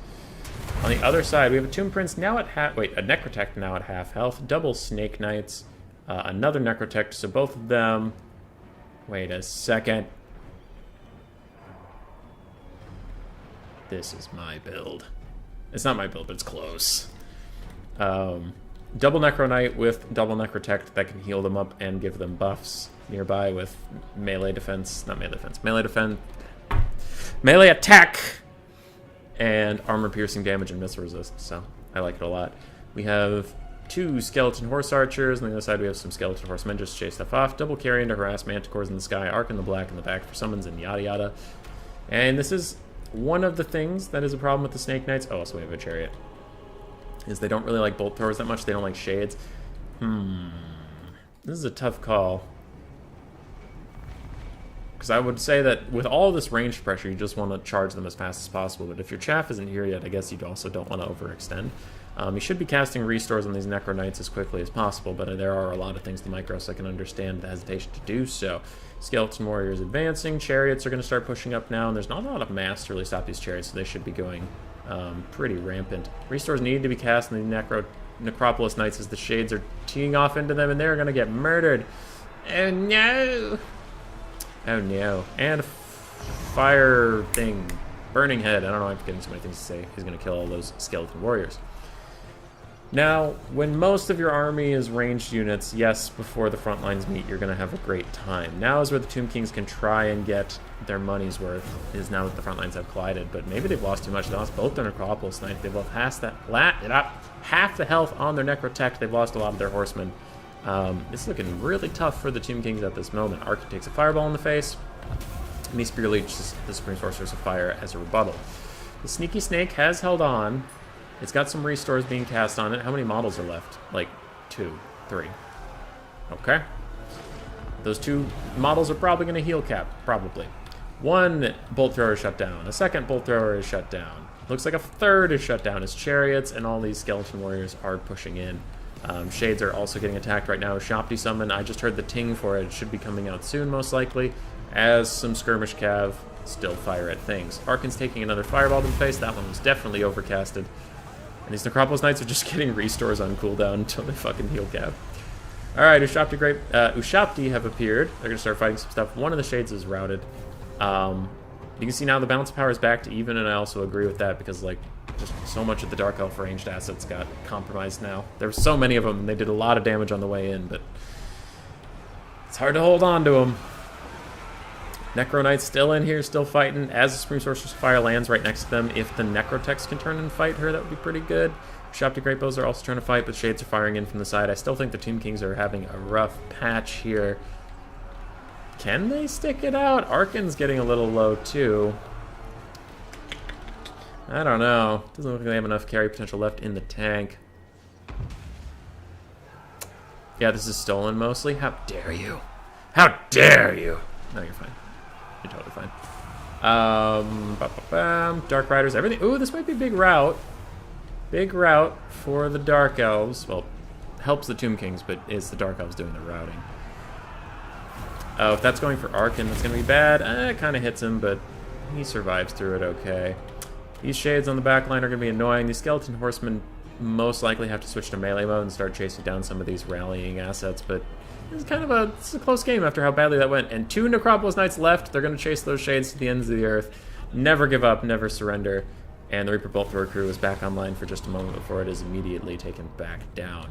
Arkin and these Skeleton Warriors are wondering what to do, and these 2 full health Skeleton Horse Archers are wondering what they can chase down now. But that full health unit of Shades is going to be a problem, and this bitch up in the sky is going to be a problem. Though a good Spirit Leech does start doing more damage to her, and some Skeleton Horse Archers are poking in a little bit on the sides. One of the Necro Knights is gone, the other Necro Knight is gone, so just the Shades left. Sad. So many Shades. So many Shade. Arkin is Necrotect running over to just chase off more things, make sure they stay routed forever, I guess. Necrotect is fighting some Shades, but he's taking a lot of damage. I guess Shades aren't really anything to scoff at in melee. I think the Tomb Kings are going to run out. I think. Double speed a little bit while they do some Benny Hill chasing. Skeleton Horse Archers going into melee with the Shades is actually doing good damage. Maybe this other one should come back and wrap them in. It looks like Arkin's going to come over and do that for him, but an Overcast of Fireball is dodged! He's got the jukes! Nice jukes there as the Chariot and Arkin come in to kill off all these Shades. Another Spirit Leech onto the Supreme Sorceress of Fire, but Arkin's back onto her as she gets back in the sky. Never mind. You can't quite catch her. They rout off those Shades. Everything is very low. Skeleton Horse Archers are still here. That second Necrotech that was over here eventually was ground down to his death. Arkin is trying to dodge all of these Shades. He does Spirit Leech one of the Shades. He didn't have the range on the Supreme Sorceress of Fire, and I think he just really wanted to rout off that Shade, but it didn't do enough damage to rout them, unfortunately. Skeleton Horse Archers and the Necrotechs are going together, but then that Overcast of Fireball did a lot of damage to him on his Chariot. Arkin's about to charge into these guys with Spirit Leech. He routs off one. He might rout another just because his friend is routing nearby, but no. He does get back over here. A lot of Benny healing around, but now the Supreme Sorceress of Fire is stuck in a fight with Arkin the Black. She has 39-30 for melee stats. He has 40-50. So he will win that, and she needs to run. Arkin probably has another skeleton summon soon as he swings at her one more time while she's on the ground, but he does miss. Skeleton Horse Archers are coming back, and there's the other skeleton summon, and that is very, very nice for the Tomb Kings. Though, this guy taking a bunch of damage from Shades on his way in is tough, and he gets caught up on a Reaper Bolt Thrower model just for a moment before the Sorceress of Fire dives in on him, and that is probably going to be the end of this Necrotech. As the Supreme Sorceress of Fire does have a Spirit Leech on her, she's not taking a ton of damage as Arkin charges in, and again he misses a charge attack. He has really been shitting the bed on hitting this lady that he really needs to hit for the sake of this game, because a lot of their balance power is now in the Skeleton Summon that is soon to go away. The last of the Dark Elves are coming in, though the Tomb Kings do have a lot of assets left on the field. Those Shades are about to fire their last volley, and I don't know if the Sorceress Fire has yet another Fireball in her. If she does, maybe it can take out Arkin, and then the Skeleton Summon will fade. I don't know, though. Her landing here is quite risky, though I guess she's assessing that Arkin is too busy doing other stuff elsewhere. Shades are left to fight Arkin. Their leadership's doing okay because they've been so low for so long. They haven't taken that much burst damage, but now they are actually starting to get low, and they will go away when they rout and those things rout. I imagine that that'll be the army losses for the Supreme Sorceress of Fire. Until these Skeleton Warriors fade, they have plenty of time left, and Shogunnik drags it back. As she gets one last Fireball off onto Arkin, it is too little, it is too late. Tenacity! Hi, Hazel. Tenacity, hanging in there after all hope was lost. That's pretty nuts. Shade's got great value. Hi, Hazel. Hi, Hazel. Hello. Hello. Yes. Yes, you're very nice. You're very nice. Oh. Who's a good lady? Yeah. Oh, Scritches. Oh, you love Scritches. I wish I could move the mouse while petting you because you're kind of demanding of attention. Hello. Hello. Oh, no. 2,700 value on the Sorceress of Fire. Hazel, don't lick the microphone. And Bolt Thrower is 400. 500. Don't hit the microphone either, you silly puppy. Huh? Huh? Why you gotta break things? Why you gotta break everything I love? Ah! Ah! She's tangled in wires. Bolt throwers did 500, 400. Hazel! Hazel, please! Stop it! You stop it! I love you. But you're a lot. You're a lot. Yes, you are. Yes, you are, puppy. Okay, well, good cases, thank you. But yeah, the bolt throwers did get shut down pretty quick, so they didn't have time to really accrue their value. Necropolis Knights, 400 value on one, 35 on the other. Skeleton Horse Archers were the big winners of the day. They did a lot. So did those Chariots. Skeleton Warriors did fine, Necrotex did great, and Arkan did great. It's good scrap back there from Shogunnik. Good scrap back.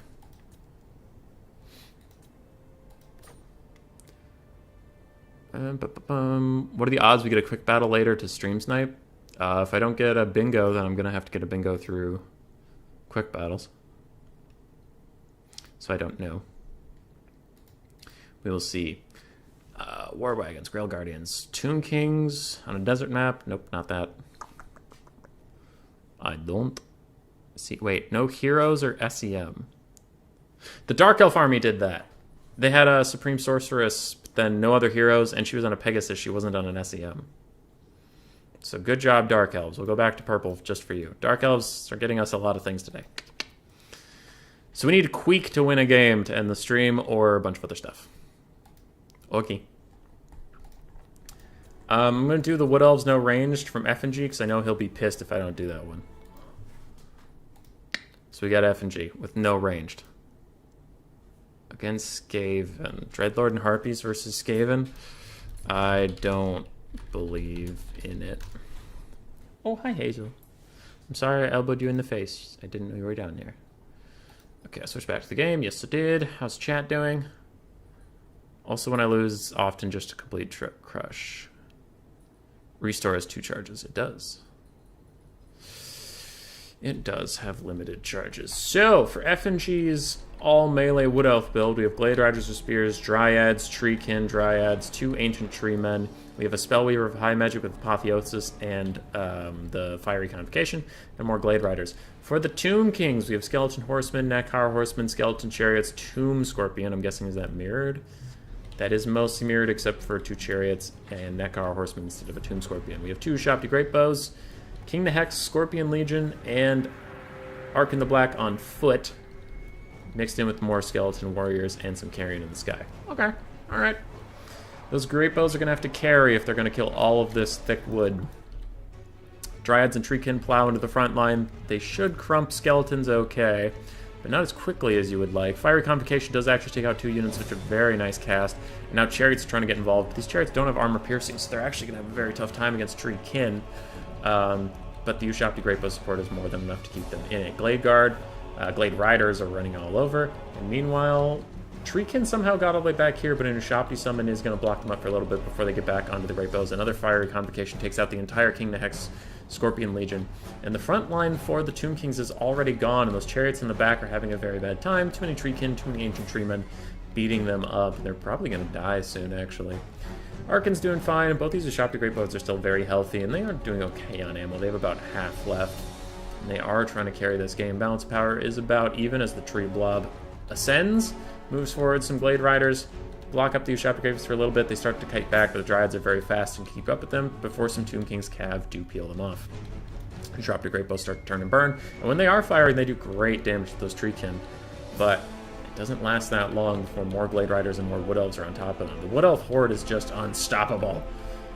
As a skeleton summon from Arkan and Chariots block up the Treekin one more time for the Ushabti Great Bows to turn and start firing. They're firing until one of them has to run. The other 2 keep firing. Chariots are going to block them up now as the Spirit Leech also goes into the Treekin, just trying to buy these Ushabti Great Bows some frickin' space. Treekin route off. Ushabti Great Bows are going to run in each direction and probably turn back and fire at this very low Treekin, trying to kill him off. Hazel is being silly. Arkan is now stuck between 2 Ancient Tree Men, and that's not going to go very well for him at all. He is currently getting beaten to death. He does summon a Skeleton Warrior, but it's just before army losses, and that is it. I did cast at times 2 speed because it was a lot of just trees walking forward. I will call your boss if you don't cast my games. Well, I did cast your game. And you did finally bring a Wood Elf build with not a single ranged asset. You love to see it. The Tree Rush. Treeman did okay. They're pretty healthy, though. Poor Coops. Coops did his best, but it was no match for such reckless tree. Chariot's got okay value, considering. Tube Scorpion didn't do anything. Intershop Grapos did great. Trees walk forward, local skeletons get a spook. It's true. Oxy is a melee beast. Skaven! We get Skaven today! Yay! I'm guessing that they don't win, but I'm still excited to have them. Okay, so Photoshop. Pause the game. Photoshop. We have... we'll go to green for Wood Elves. Wood Elves take no ranged. Whoops. Undo. Don't want to cover up that Queek one. In case I need it later.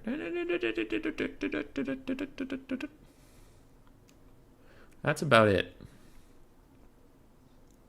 Kidoki. Okay, dokie. Back to this. So,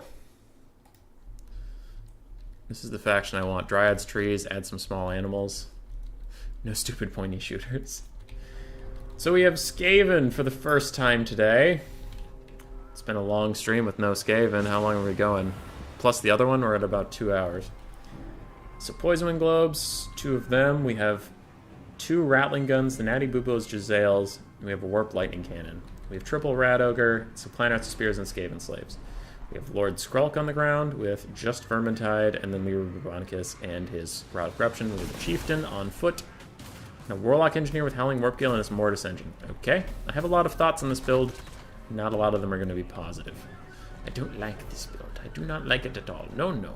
Why take the Chieftain if you're not going to take his minus melee aura thing? Because that pairs with Skrulk's minus melee aura thing as well.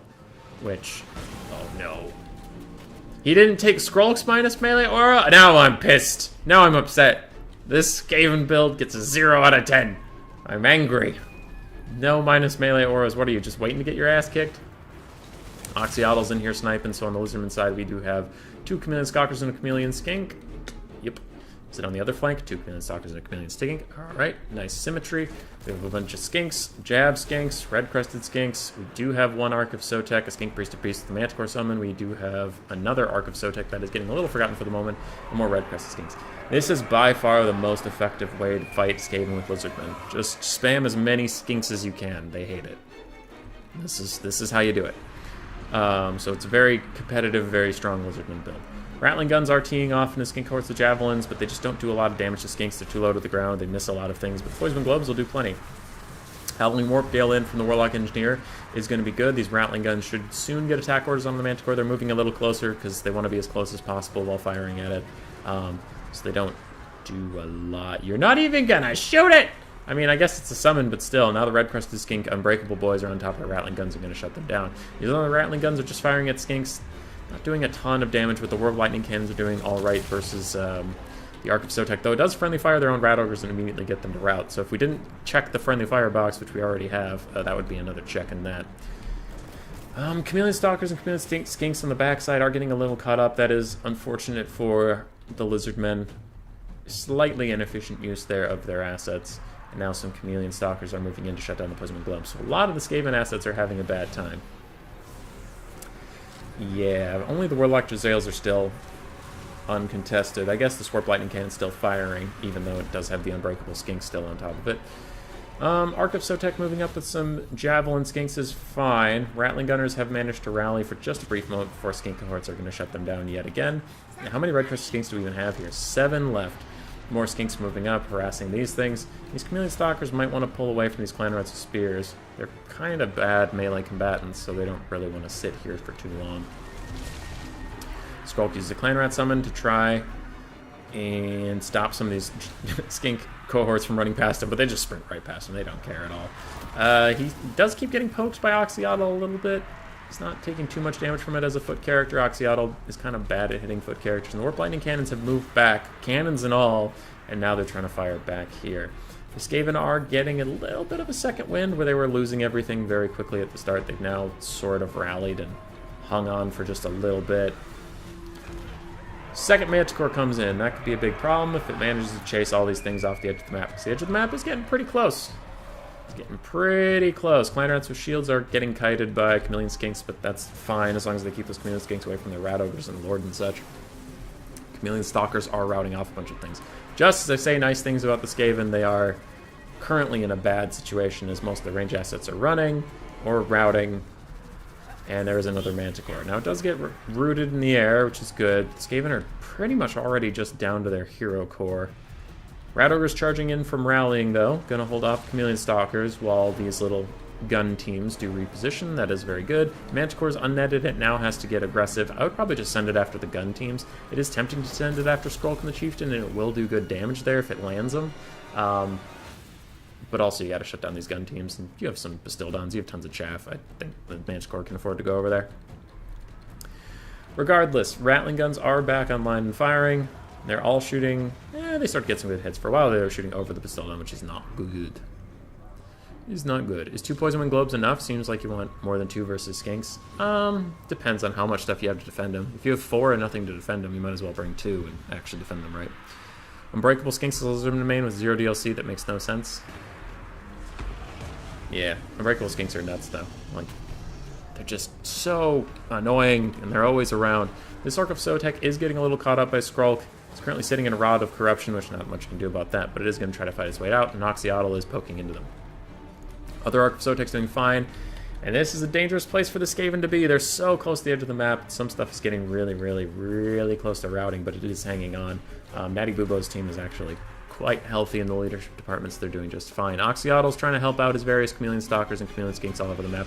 But I think if those Chameleon Skinks, which do have attack orders onto these Rattling guns, if they can get into range, that will be the end of those Rattling guns. Forever! Now this could be bad. Skink Priest of Beast, though he's already cast both Manticore, so I guess he's not that important anymore. This close to the edge of the map, if he routes while fighting these Rat Ogres, he's also going to go right off the edge of the map. And there go the Rattling guns, now running away. Bounce power's back to about even. The Skaven hero core is at about half health, and Oxyotl out of spite just destroys the warp like he can. He just doesn't like it. Wants it to get going. Skink Priest of Beast has rallied a little bit. Ooh, and this could be bad. Chameleon Skinks lending their aid gets the Rat Ogres and Natty Bubo super close to routing. Probably just want to throw these Chameleon Skinks into melee since they're out of ammo anyway. Throw them in here, get rid of Natty Bubos forever, once and for all. But it doesn't look like they're going to do that. They're still in skirmish mode. They're still running away. Natty Bubos do actually route, and that'll drag down the leadership of these Clan Rats of Spears. And if the Clan Rats of Spears route, maybe they'll drag down the leadership of the Rat Ogres. But now the hero core is getting close, and they'll add their Encourage auras to these Rat Ogres. But they are going to route. Okay.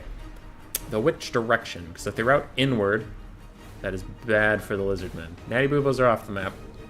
Whole bunch of stuff's getting chased off. Do have some rallying Rat Ogres. And I'm going to fast forward it just as we do some catch-up. Just a little bit of catch-up. Okay. Skaven Blob has come back. Clan Rats summoned. I think this Arc of Sotek's going to cast the snakes. Yeah, it is just a summon, but I mean, damage is damage. Maybe you can even terror out it off the map. Though, the Chieftain and Skrulk together do a lot of good damage to Bastildon. They are going to kill it / route it off the map. There's a lot of Skinks. A lot of Skinks. There's some Rat Ogres. And Oxyotl's still here. I don't overly believe in the Skaven core. Oxy has plenty of ammo. He has 13 shots left. He doesn't even... I mean, the thing was labeled Oxyotl kicks ass in melee, but I don't think he even has to. If he just throws in, like, one skink at a time and then shoots, he can just kill them all with his 13 shots.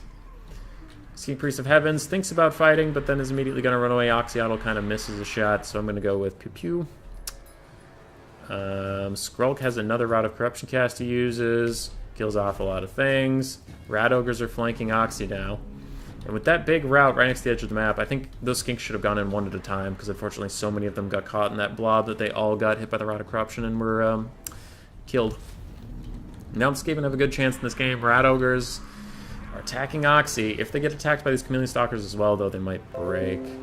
Getting awfully low. Thank you, Adobe Creative Cloud. Creative Cloud, thank you for telling me things that I don't need to know right now. Rat Ogres getting sniped by Oxy, down to 5 models, but now that they're in melee combat, their leadership's doing just fine for the moment until Oxy takes out another one of them with their shot, and then they decide, fuck it, we're out of here. We're out of here, fuck it, bro. Chieftain's leadership is very low. He is a cowardly combatant, and Oxyotl is trying to shoot Skrulk down. He gets a nice hit there. Skrulk's leadership is very low. Oxy is spottable once again, and he is shooting. Skrulk is going to rout, and Oxy even stabs him in the back. And if he kills him, actually I wouldn't mind him pathing after Skrulk this whole time and just making sure he kills him for the leadership debuff. But Oxy is now surrounded by 2 heroes, including one is a chieftain, who is supposedly a melee hero, but he's already going to break because he's a fucking coward. Warlock Engineer is also having a bad time. Oxyotl, I mean, he has 50-45 for melee stats, and these guys have not that. We have what on the chieftain? Damn it. 40-45, which is fine, then 25-32 on the Warlock Engineer. So yeah, they're a little outclassed. Even though they're a little outclassed, it is kind of silly the Chieftain isn't getting any hits in. With his 40 melee attack versus 45 melee defense, it isn't that bad. He should be hitting more, but he finally hit Oxyotl once.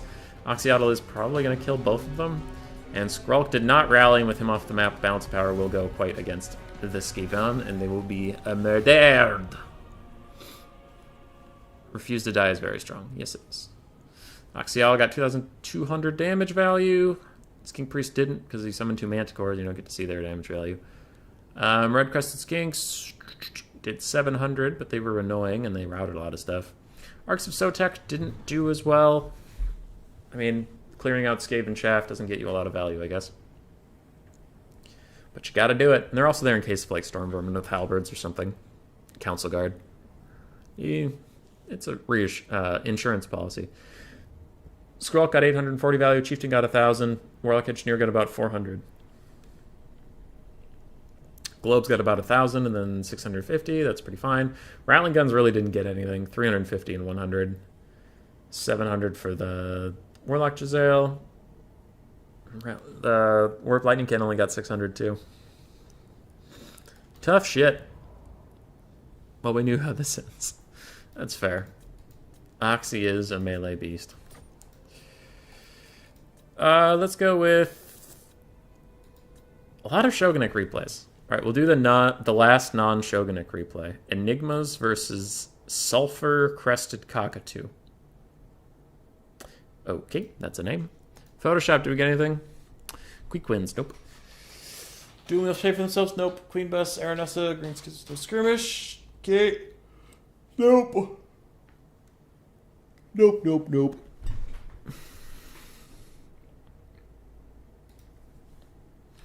Who's messaging me on Discord? Zypher? Okay, cool. Rattling Guns always seem underwhelming. Unfortunately, they are. Okie dokie. For Chaos versus High Elves, we have... looks like 4 Skirmish Cav.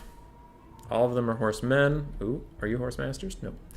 4 Horsemen versus 4 Illyrian Reavers. We have an Archmage of High Magic on an Eagle. We have an Arcane Phoenix, a Metal Caster with just Plague of Rust, while she has Soul Quench. Hand of Glory, interestingly enough. And then Apotheosis. We have 2 Swordmasters in the very back. Ooh, Swordmasters, fuck yeah. Then we have some Spearmen, and on the front line we have 2 Shadow Warriors. Okay, for Chaos, Chaos Marauders and the Mirror Guard. The Skirmish Cav we already mentioned. Chaos Warriors. 1 Chaos Warriors with great weapons, 2 Chaos Marauders with great weapons, a Dragon Ogre Shaggoth and Kolek Sun Eater. We have a Deathcaster with only Spirit Leech, and then we have 2 Chaos Chariots. Okay. These are some builds. I like these builds. This is nice. Swordmasters are going to go burr. As long as they don't fight Chariots or Kolek. Swordmasters plow into the Mirror Guard with a downhill charge, and you can see the Mirror Guard are getting shellacked. Just murdered. Absolutely destroyed. Not having a good time at all. Kolek and the other Dragon Ogre are trying to chase down the Arcane Phoenix, but they will not be able to catch it. And them, along with some Skirmish Cav, are going to fight Spearmen. Interesting. Interesting decision, as the Mirror Guard are completely deleted by those Swordmasters, and they'll just get a rear charge from the High Mage just for leadership purposes to get them out of here. The other Swordmasters take a decent amount of damage from some Chariots, considering how elite they are. But they will hold on. More Skirmish Cav come out of the trees as Chaos tries to get into more of the melee. But it looks like some of their Skirmish Cav here that were fighting the Spearmen suffered a horrendous fate. Now, Kolek and the other Dragon Ogre are plowing into these Swordmasters, and they really don't want this fight against any of these units. They want to get into the Chaos Warriors. They don't want to fight Chariots and Kolek, and you can see they're suffering from that. The other Swordmasters are actually running away from Chaos Marauders, but they will turn back and now start to take that fight, and they can get a little bit of healing. Alright, good for you, you guys. Taking more damage than I thought you would have here, but sure, you're dealing it back, so good for you. Kolek and his Dragon Ogre friend are killing these other Swordmasters. Yeah, Chariots are doing really well. Good Chariot micro. The Spirit Leech comes in for the Skirmish Cav. All 4 of them are still around, still plenty of ammo, and the 2 Shadow Warriors are back here. So I kind of forgot the High Elf build is supposed to be kitey, and they have a lot of their kite elements left. Their front line has been decimated because they kind of took the fight a little too early, I think. As much as we all love watching kite, I still think it maybe should have been a little more kitey.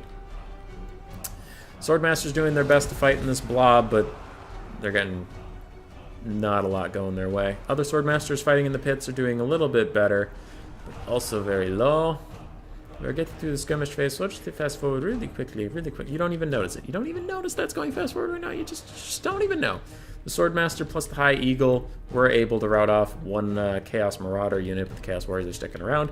And then the big blob of Kolek and Chariots arrive. So both Swordmasters are shattered off the field now. High Elves have almost all of their skirmish elements left, including these down in this pit. And I think we're about to see a skirmish game for a little bit. So everybody just hang on while I drink an imaginary cup of coffee. Oh, it's hot. Oh, it's too hot. Oh, it burns. Oh, but I really want this imaginary coffee. Oh, that's the right temperature. That's the right temperature.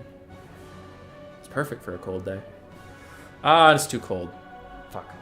One of the Shadow Warriors does get caught. It was almost out of ammo anyway, and the other one also gets caught, but it was out of ammo, so now they're just melee infantry. And they're both going to die a horrendous death. There still is an Arcane Phoenix and a Soul Quench coming in. These Lyran Reavers have a good amount of ammo left. What does Chaos even have? You have some Skirmish Cav that is extremely tattered. Chaos Marauders that are going to die if anybody looks at them. And then Kolek and a Dragon Ogre Shaggoth both at full health. Okay, so that's where the balance power is. It's in these gigantic single entities. Okay, Chariots and Horsemen hanging out in the trees trying to stay alive. Lyran Reavers are shooting at Kolek, doing pretty good damage along with the Soul Quench, but they're running out of ammo, and there's no way that amount of ammo they have left can take out Kolek and another Dragon Ogre Shaggoth. Well, just a Dragon Shaggoth, sorry. Yes, wait, is that Dragon Ogre Shaggoth? Yes, yes it is. Sorry, I'm being dumb today. Arcane Phoenix has to dive down and get a little bit of a terror out onto the Death Mage, but all these Cav are running out of ammo, and now they have to just blob up on top of Kolek Suneater and try to do what they can. The Arcane Phoenix is actually dueling him really well with all of its support, and the Archmage of High Magic helps to take out the Shadow's Caster. So now we'll go to normal speed. What's going on in the woods here? Not a lot for Chaos. Their Chariot was discovered, and it's still fighting, but it's down to Kolek and the Shaggoth versus not a lot. Not a lot at all. Chariot is going to rout. So it's 3, because I think the Chariot's down to 1 model. Yeah, okay. Now it's 2. This is it for Chaos. This is all that's here. This little Mage of Metal on foot is trying to waddle after Kolek Suneater and beat him. Good luck. More Lyran Reavers pile in. This Arcane Phoenix and High Mage are going to have to get some insane cycle charging in. And it looks like more High Elves are routing. Chaos is a little... No, they're not ahead on the balance power. It's about even. Okay. Kolek takes a nasty shot from the Arcane Phoenix, but he gives it right back, getting 2 sweet shots onto them, as the High Mage dives in as well to do some more damage before the Lyran Reavers with Archer's Terror out upon thinking about entering the fray. Metal Mage is sitting here fighting, just on foot, just being there, being around. Arcane Phoenix is going to take a massive walloping from these 2, and it'll probably depend on rebirths from the Arcane Phoenix / more Soul Quenches from this High Mage if there are any. She's taking a brutal beating, though, from Kolek. He's a thick boy. And even the Shaggoth is nothing to scoff at. Gets 2 nice hits there on the Arcane Phoenix. She's now very low. Balance power goes back into Kolek and the Dragon Ogre Shaggoth's favor.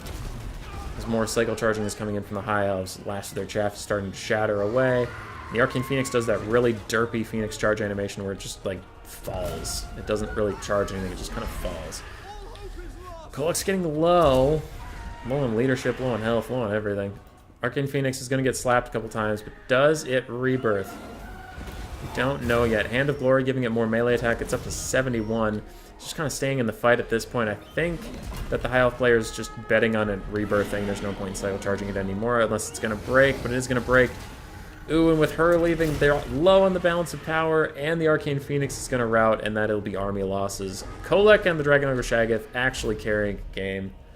You love to see it. You love to see it. High Elves have already lost, no offense.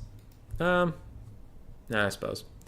They did have a lot of kite potential in them, though. As you saw, it got quite close. 3,800 for Kolek, 2,700 for his Shaggoth buddy. A lot of the infantry isn't going to get its value because it all got karate chopped down. Chariots did fine. They're the cheaper chariots, so they did great. And Skirmish Cav did okay. Illyrian Reaver Archers did fine. Shadow Warriors did okay. Swordmasters, one of them got good value, the other one didn't.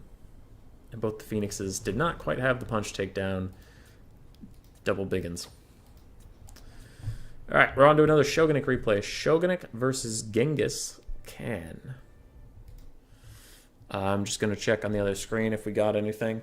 No Swords of Chaos. Swords of Chaos has been on this checklist forever. Didn't get them. Queen Bess. Lord dies in 2 minutes. Nope. Alright, we didn't get anything.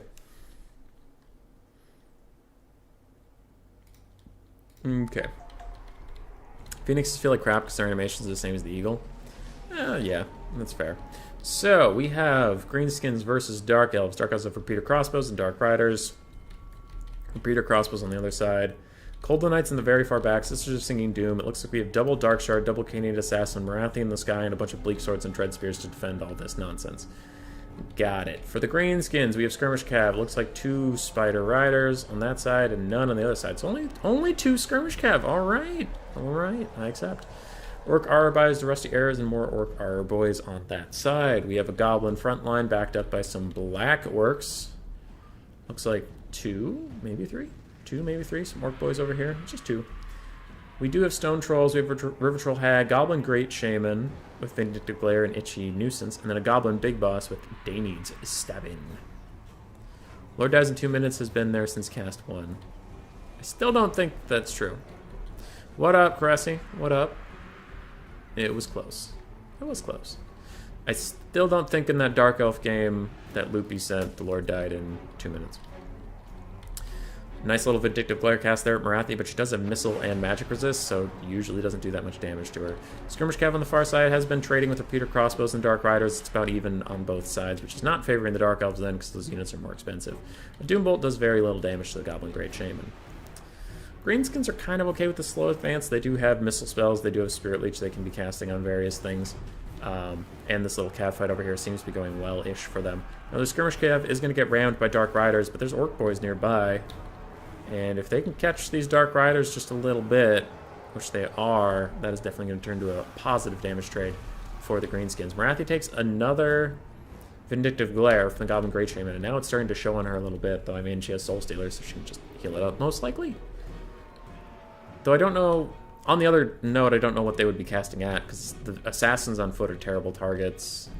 Nothing else is a good target, so I guess you just have to cast them at Marathi, even though she has those resistances, because there's no other viable targets. So Dark Riders, very injured. Dark Riders Repeater Crossbows, very injured on that side. Where are the other Repeater Crossbows? These ones are quite healthy. But I mean, this is like, what, 450? 425? What are Goblin Spider Riders? 475 at this point? It's maybe 900 gold value worth of Skirmish Cav versus 450 and then, I don't know, 700, I think, Repeater Crossbows are. So they're definitely more expensive on the other side. That Dark Rider, I'm kind of shocked he hasn't just routed already. But he will. Spirit Leech going on to Marathi, just a lot of spells getting cast onto that lady. Trying to force her to use the suboptimal Soul Stealer early, I think, and just get some of her healing cap dealt with. Dark Rider's getting chased off the map. Gonna fast forward to the skirmish phase. And there we go. Bleak Swords, fighting some Orc Boys. Goblins on the far side are going to wrap around, but there's more Dread Spears to catch them. Marathi's just chilling, waiting for a Soul Stealer target to present itself. And Coldland Knights are going to sprint through all this to get on top of the Archers. This could be a bit of a mistake from the Greenskins here, as they're about to lose a lot of value. The Rusty Arrows actually use a surprising amount of their ammunition throughout all the skirmishing and stuff, but still, you would have liked to have them around for the late game.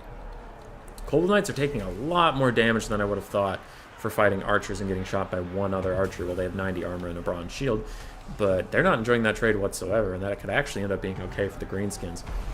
Is that a Spirit Leech? Another Spirit Leech hits Marathi, taking her very low. She's going to have to cast that Soul Stealer soon, or she's going to be in big trouble. And Coldland Knights are performing abysmally over here.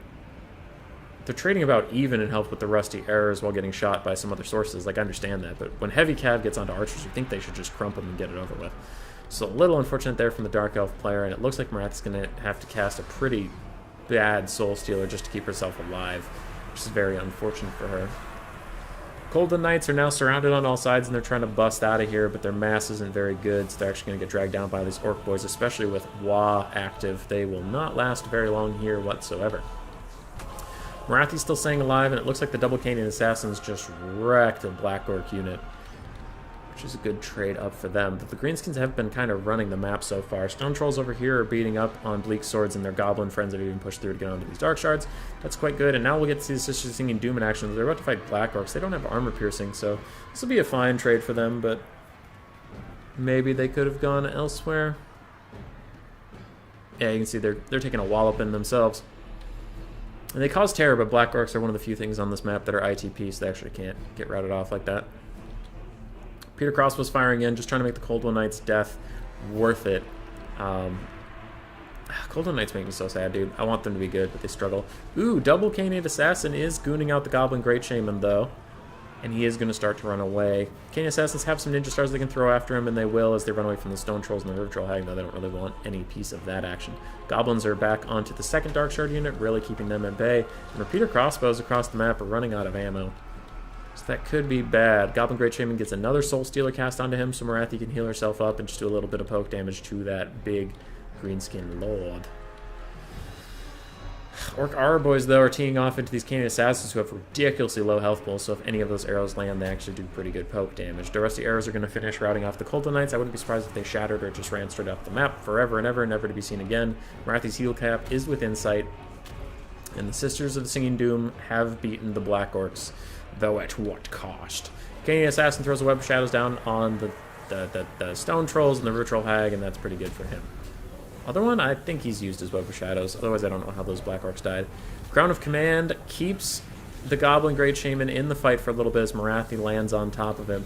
He's so close to breaking, but not quite, and Stone Trolls are coming over. I've seen this movie one too many times. It's called Morathi Gets Surrounded by Stone Trolls and Killed. She is going to probably get off the ground, it looks like. She casts Doom and Darkness on the Goblin Great Shaman as he's running away, but his leadership is just hanging in there at like 2. Barely still in this. I think that'll be critical for the Greenskins at this point. Morathi is still getting harassed by Spider Riders, and Stone Troll's going to play at ×2 speed, as she's definitely going to get back in the sky at this point. Goblin Great Shaman throws a Vindictive Glare on the Canaan Assassin, but he is getting hit by Ninja Stars this entire time. He's going to have to be very careful. He does go negative and actually route off. Bounce powers back to even, as the River Troll Hag gets slaughtered by the Canaan Assassin Morathi. Goblin Great Shaman is still alive. He does rally. Assassin's Trophy is on him. He has some Dread Spears approaching from the back. Might want to turn around so he doesn't get the stuff behind him debuff anymore. There's very healthy Stone Trolls. There are 2 Archer units with plenty of ammo, though they are low on health.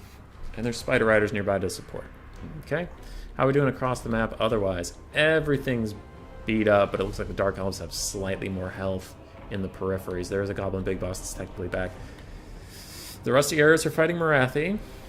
They don't really want that, but, you know, she's a flying unit that's much faster than them, so she kind of gets to pick how the battlefield goes. And the Crown of Command is popped again on the Goblin Great Shaman, keeping him alive in here, and he's going to think about charging Morathi, but then decides against it and runs away. 2 different archers are shooting Morathi right now, doing a lot of damage to her as she's on the ground. She's going to try to get back in the sky and get away from here. Whenever she gets her next Soul Stealer, she'll need to cast it pretty quickly to keep herself alive. Greenskins are once again ahead on the Mount's power, and Spider Riders are going to take the fight with the Cold One Knights, who are fighting to the last man. That is the one thing I won't talk shit about them, is their leadership is actually quite good. Morathi takes another Vindictive Glare to the face. She's down to 400 health. Cold One Knights finally die, and Stone Trolls plus the Goblin Great Shaman are going to run into the Canaan Assassin, who is currently throwing his Ninja Stars back into this Goblin's face. We'll see how that fight goes for him. The Rusty Arrows are chased off by Morathi. These Orc Aura Boys are firing up at her, I imagine, until these Dark Riders or Peter Crossbows are going to hit them in the back. Goblin Great Shaman is down to about 1,000 health, but the Canaan Assassin is down to 500, and he will rout first.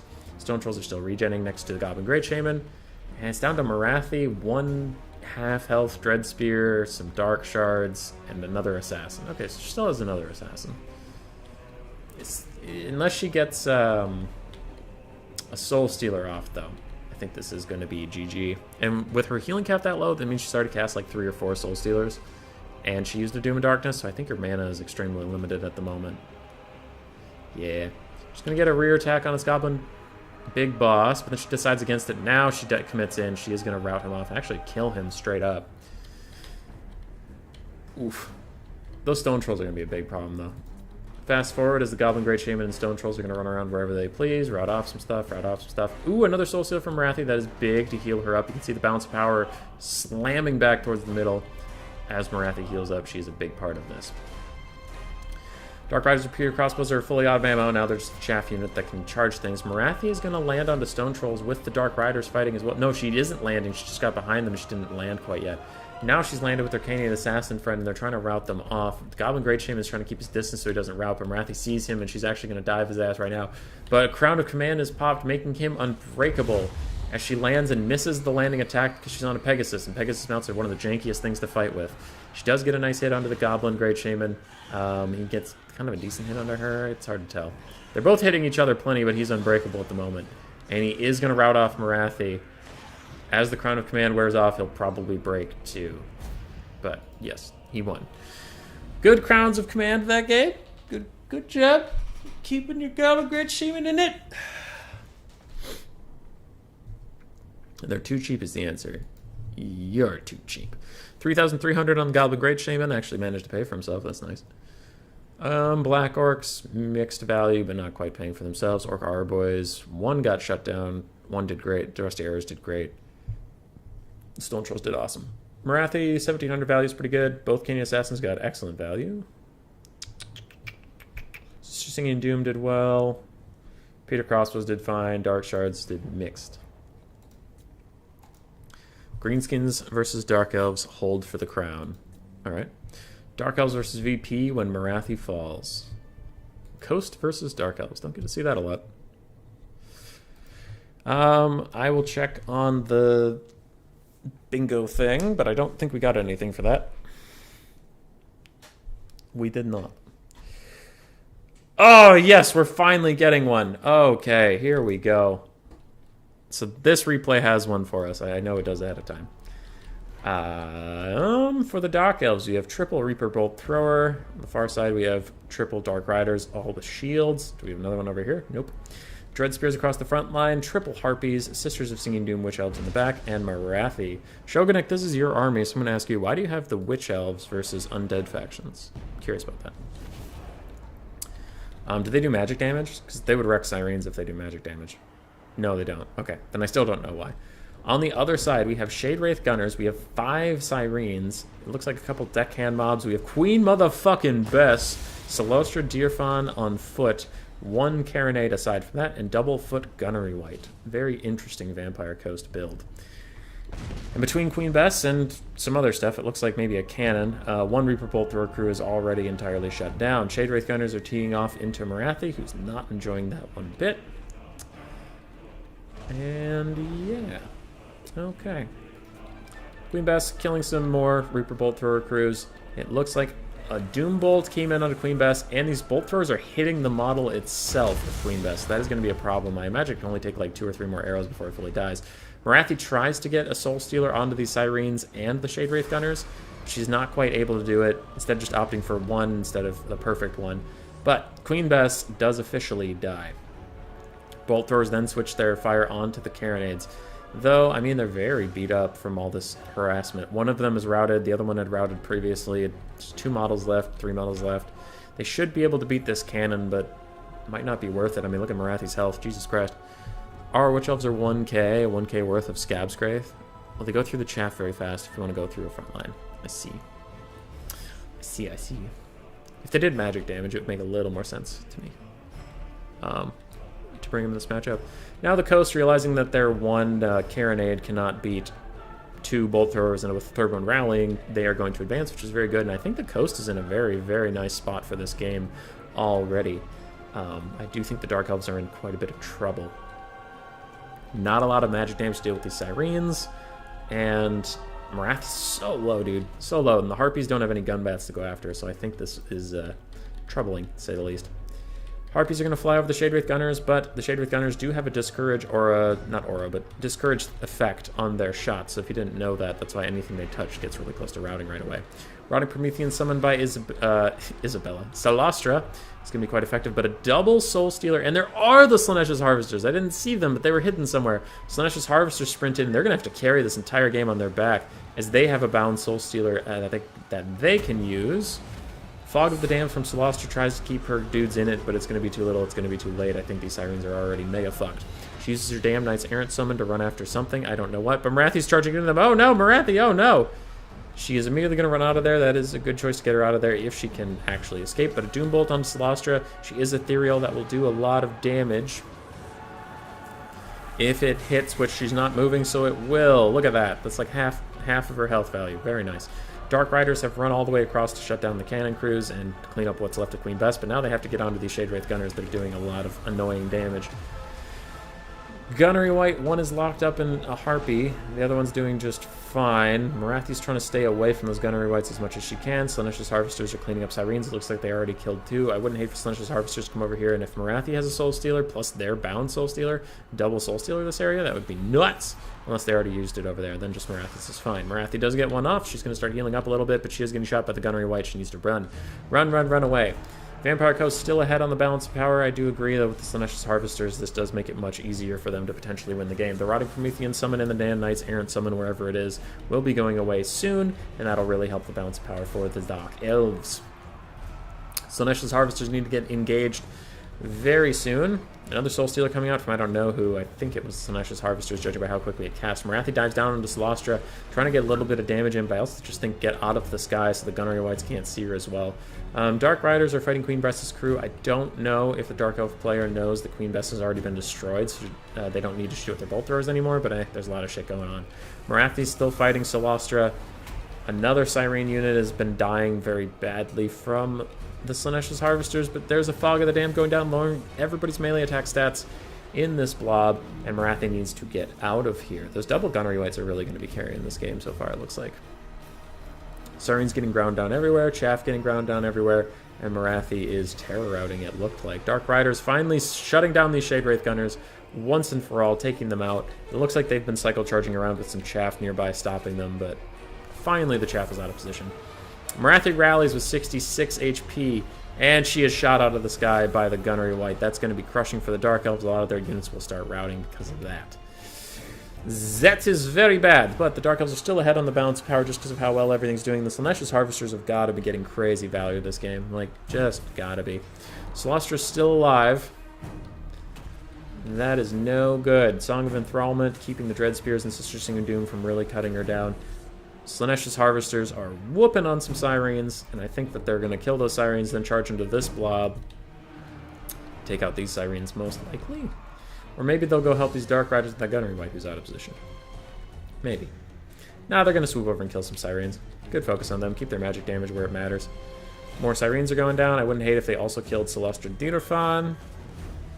But it looks like they're not gonna. They're gonna pull away and get another charge elsewhere. There's another Fog of the Damned trying to reduce the melee stats of all these Dark Elf units from killing anything. Slaanesha's Harvesters just cycle charging around the edges as much as they can. Now they're gonna run off and kill that Gunnery White who's been sniping them in the back this whole time. They don't like that at all. And there's a full health unit of Harpies coming into the battle for the first time. It's gonna kill off some Chaff units, but the Gunnery White routing the Slaanesha's Harvesters could be huge. Harpies are going to kill him. The Slaanesha's Harvesters do rally. Now, there are no more Sirens to deal with, but I guess there's still Salastra, who... She has no healing on this map. She's stayed at that little health for so long with no healing at all. Harpies are now going to dive in next to her. Slaanesha's Harvesters are also diving in. Salastra's getting very, very low. Now she's starting to take damage as soon as we talk about it, and she is going to crumble to nothing. Dark Elves are kept in this game by some of their Chaff being there, and she officially disintegrates away. Scab's Wraiths. Gunnery White over here getting hit by Dread Spears. He's actually crumbling away quite effectively, and most of the bounce power is now locked up in these two polearm units, which will swiftly die, I believe, without any leadership near them. Bounce power goes heavily in the favor of the Dark Elves, and army losses will come quite soon. That was good. Whew! You were sure that Queen Bess was still there, crew dismounted, but the gun still functionary for the whole game? No, you blew it up right away, dude. Blew it up right away. Morathi got 2,100 value. Singing Doom, unfortunately, just got shut down. Slaanesha's Harvesters got 2k value. Hell yeah, dude. And Bolt Throws got 200 apiece-ish. They don't get value for killing the Queen Bess like model. They get value for killing the crew. So then they didn't get a lot out of what they did, but Syrians, unfortunately for Rot 82, Shogunnik did have the Slanege's Harvesters. Skaven versus Chaos skirmished. Shogunnik versus Rusty Balti. Alright, let's do it. Let's do it. There is a Photoshop thing we have to do, though. So we'll do teal for the Vampire Coast. Because we finally got motherfucking Queen Bess! Finally got motherfucking Queen Bess. Skaven no ranged. Yeah, we're not going to get that shit. Ever. Ever, ever, ever. Okie dokie. Back to the thing. It looks like YouTube stopped pooping its pants, so we're fine. Sisters of Slaughter, are they better than Witch Elves? I think they actually do magic damage. I'm not sure about that, though. So, for Shogunnik of the Skaven, we have 3 Skaven Slave Slingers. We have 2 Stormvermin Sword and Shield. We have 5 Clan Rat Spears, it looks like. Some more Clan Rats and Skaven Slaves on the back line. Double Wolf Rats, are they the magic variant or the poison variant? Poison, both of them. 2 Rat Ogres, a Chieftain on a Bonebreaker, an Assassin on his own. And we have Gracier of Plague with Dreaded 13th and Vermintide. And 1 Poison Wind Mortar. That is now firing. For Chaos, we have some Dogs, some Chariots, some Dogs, Forsaken, and Chaos Marauders mixed in together. That's very good. Double Chaos Spawn. Usually you want to see more Chaos Spawn than that, but still it's fine.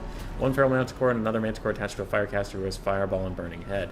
Fireball is very good against Skaven Lords on foot, so thankfully there's a Gracier to stop that from being a problem. That Fireball kills 2 Poison Wind Mortars. I still don't know if it's worth it. I mean, might as well cast it at the Chieftain. Or the Assassin if you knew he was there, but the Chieftain you know is there. Should do that. Duke Weak wins. I'll try. Yeah. Poison Mortars raining in on this big old clump. It's very good, and Slingers will do a lot of damage to Chaos Spawn if they can focus them down for a little bit. There are 4 Skirmish Cav in the back. Are they all horsemen? Horsemen, horsemen, horsemen, horsemen. Yes, they do need to move up a little bit more and get a little aggressive. Help with this dogfight, help with the Rat Ogres, poke down the Gracier, do anything about that. So, Poison Mortar's still raining in a little bit. Looks like we have a Burning Head coming in at a suboptimal angle since neither of these things was dead on. It does some decent poke damage, but not a lot after that. And if it curves, it curves... No, it didn't curve. Okay. So it barely tickled the Storm Vermin, didn't quite curve up into them. This is a nice Poison Wind Globe going down, and even a Dreaded 13th summon, just to add some more confusion in the mix. Storm Vermin Sword and Shield summoned instead of the Halberds. They'll hold for longer, but when it's a summon, you usually don't care about them holding, so I would personally prefer the Halberds for the armor piercing, but to each their own.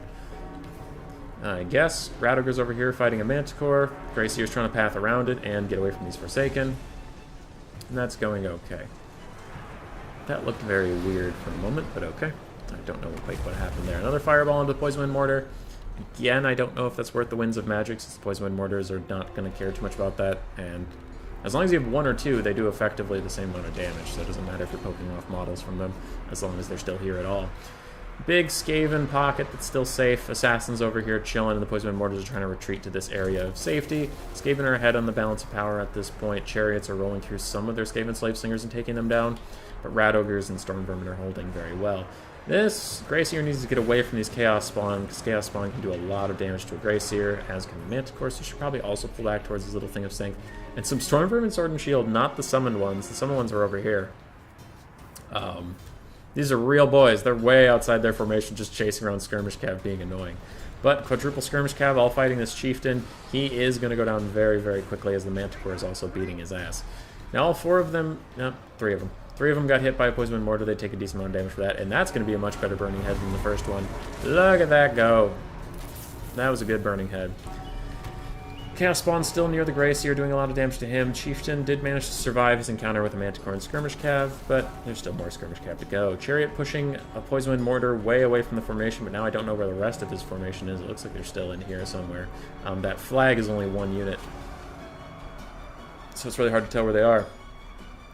Bounce power is much closer to even again, and these Rat Ogres and Chieftain are awful close to these Skirmish Cav, but thankfully Storm Vermin, Sword, and Shield are zoning them out. And they're going to turn around and fight. This is a very common thing to do, because that flag looks a lot like the Clan Rat flag, so you might not know that those are Storm Vermin you're charging straight into. See, look at how much better of a use of a Fireball that is. It does like 1/10 of his health, and then he takes a shot from the Manticore, he's going to rout. Much better use of Fireball. Good job. Some Skaven Slave Slingers on the far side. Rat Ogres are rallying, a bunch of stuff like that. But all this skirmish cav in here is going to wreck these Rat Ogres. But the Chariots are not enjoying their time fighting Rat Ogres either. Storm Vermin... No, wait, that's Clan Rat. Clan Rat summons fading away while the Storm Vermin take their place to fight these Chaos Marauders, and the Chieftain is getting chased off by the Lord of Fire. So these Skirmish Cav being very much alive and having tons of ammo in the late game is going to be very, very good for Chaos. As a Manticore, unfortunately for him, rampages to his death, but he's going to tear out off some of these Rat Ogres that'll maybe go off on their own far enough that the Skirmish Cav can finish them off, maybe, possibly. Storm Vermin Sword and Shield get burning headed yet again, and with some Chaos Spawn and Chariots charging them from either side, they will probably rout quite soon. Hey, there's Wolf Rats over here. Good for you, Wolf Rats. You just keep doing your best. Skirmish Cav has been poking in at the Gracier. You can see it has done a lot of damage over time.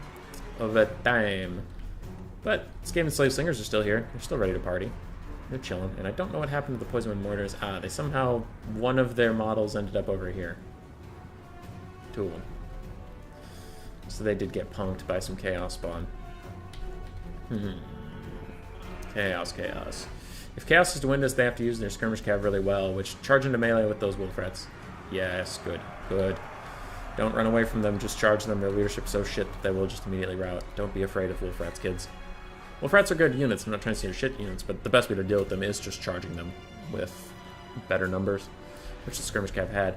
Skirmish Cav throwing some of their ammunition at the Assassin. I guess it's getting decent poke, but you'll want to save it for the Gracier. You'll want to save it for the Rat Ogres at this point. You don't have a lot of it left. If you have any Fireballs left, those go onto the Assassin. Fireballs, Overcast, or Undercast do a lot of damage to the Assassin. So it's going to be a lot about proper missile management, both magic and otherwise, for Chaos to win this. They don't really have the bump and grind power left on the battlefield to win without it. So let's see where those missiles go. Chieftain solo, don't use another Fireball on him. Just let Skirmish Cav take care of him or his own shitty leadership. A little bit of skirmishing. Going to just fast forward just a little bit. Oh, that was not a good use. Graciers actually do have magic resist, but they also have 100 armor, so Fireballs don't do a lot of damage to them. That could be a big problem, especially with Poison Wind Globes back on the field. Skaven are getting even better into this game. Another Fireball cast on the Poison Wind Mortars does rout them off, but again, could it be used on that Assassin? Maybe even Chieftain, but mostly the Assassin should have gotten it. And now I don't see Chaos winning this. They don't have enough, and they keep using Fireballs on the Gracier. He's the only unit on the roster with magic resistance. Stop it. Stop it. It's not worth your time. It's not worth your magic. It's not worth your time. It's a lot of kiting from Chaos. They are trying to rout off some stuff. They're doing okay. Bounce power hasn't gone into army losses yet, but I think this bounce power is full of shit. Like, look at how many Skaven units are left, and all they have is a Lord who's almost out of magic on a Manticore, and a bunch of Skirmish Cav. It's the shittiest Skirmish Cav Chaos has, and they're almost out of ammo. Some more kiting. They're trying to deal with these Skaven Slave Spears. Probably just charge them again, just like the Wolf Rat, so you can rout them off easy without using ammunition. But Shogunnik does have two slingers in here who kind of act as cheap archers that can just put perpetual damage out on the Skirmish Cav. Another Fireball into the Gracier. I don't like it. Stop it. Stop it. Now, it's kind of sort of working, but he's still hanging on. He's still in here. As long as he's in here, he's fine. Skaven Slave Spear is getting routed off. Chaos using more Winds of Magic and more missiles. Got to throw into those Rat Ogres pretty soon. There you go. Now they're both low enough that you can probably route them with cycle charging later, so maybe you don't have to focus on them as hard. Yes, charge the Skaven Slaves while you can. Charge the dogs too. There was another Dreaded 13th in the pocket, and that'll be really bad. Stormvermin with Halberds taking out all 4 of the Skirmish Cav units. And now you're pretty much just down to your Lord. Pretty much. Assassin's Trophy on him. He is now the only unit that's not routing, so he will have to land pretty soon and get in a fight. He's going to rout off both these Rat Ogres easily enough. And now can he beat the Assassin? Without Assassin's Trophy on him? Maybe. Maybe he can. He gets a nice little rear charge on him there. Even Terror routs him. And he's still trying to maybe get a hit, but he abandons it. He's going to go chase the Rat Ogres for just a smidge. Gracier's very low. Chieftain's very low. Assassin had Rival Hide Talisman still, which you should not be fighting him while he has Rival Hide Talisman on. It lowers your melee attack to almost 0. Now Slingers are poking at this Manticore guy. He's trying to find somewhere to land. He's going to land on the Gracier. Gracier pops the Unholy Clamor to keep himself in the fight. And now I think the Chaos Lord will get surrounded and killed. Yes.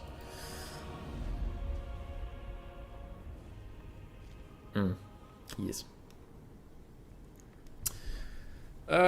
Morning all from the other side of the Clod. I don't know what the Clod is, but welcome, Doomsage. He's fine. Too much of a boss to die to spawn. Stop dying, you cowards. That's a good quote from Futurama. Yeah, that's chaos in general, Demon. It's chaos in general. All my homies hate chaos. Storm Vermin did okay. They held for a while. Poison Mortars, oh, they got less value than I would have thought. Wolf Rats did okay. Rat Ogres did okay. Very spread out damage value from the Scavinos. Chaos Marauders and Forsaken, a lot of spread out damage value for everybody. Everybody everywhere. Okay.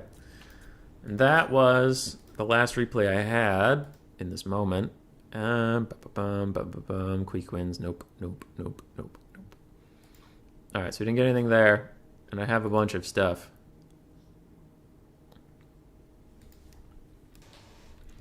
Why can rats move while knitted? Because bugs. Alright, I have no more replays. So, to finish this replay bingo stream, I have to now create my own replays. Skaven OP, please nerf. No, Dialatron. I will not nerf my Skaven. Shush you.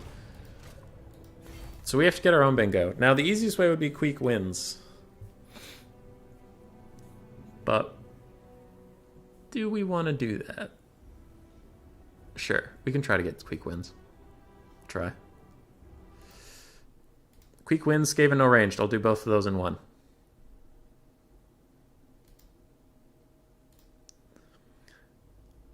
Oh, Skaven wins versus Chaos. Good check. Shogunate. Good check. Yes. Skaven wins versus Chaos. Very nice. Very nice, Shogunate. Good job.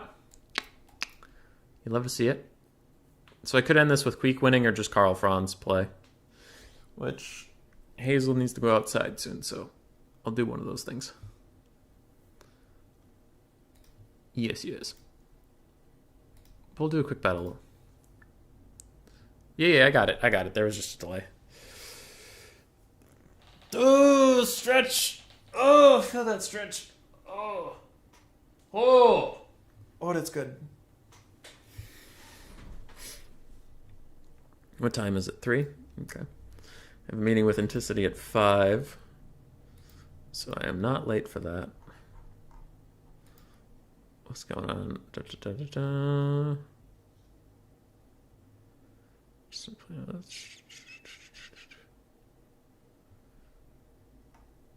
Okay.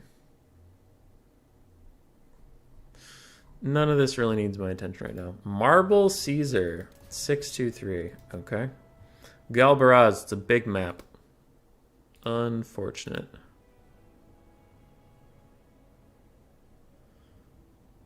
Would Blackheart Corsairs do that job better, though? Blackheart Corsairs are usually a little underwhelming, unfortunately. IDK physical resist plus tiny shield are better than armor. Yeah. Okay, we have to beat Lizardman as Queek in all melee. Oh, good. I am going to take his Warp Shard armor because if I have an all melee build, that -5 melee defense, -23 armor around me is actually going to help.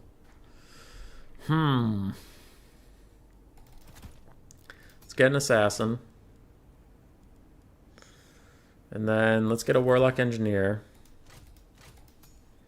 With Death Frenzy and Warp Gale. Well, if I don't have any ranged assets, I guess I don't need Warp Gale, so I'll just get Death Frenzy and Scorch. No, Warp Lightning. Screw it. And then we'll get his Mortis Engine and hope he just survives. So no ranged. No ranged. None. 0 Zippo ranged. Zippity Doodah, 0 range. Well, we gotta get some Plague Monks. Death Runners, not really. I'll go with Fiction's Death Squad. Death Runners themselves don't really have a place here. Get that. Get the Council Guard. Those are both very good melee units. Could get Double Hell Pit. I don't know if Double Hell Pit will win, though. I mean, shit. I mean, fuck. Doom Wheels, unfortunately, do have ranged attacks, so they don't count. So let's get some Doom Flares. Then we have some Scavinos. Then we have some Scavinos. We can get a Scavino Clan Rat. Are the Doom Flayers worth it versus Lizardmen? No, because I need to kill big dinos. I feel like I might need 2 Brood Horrors.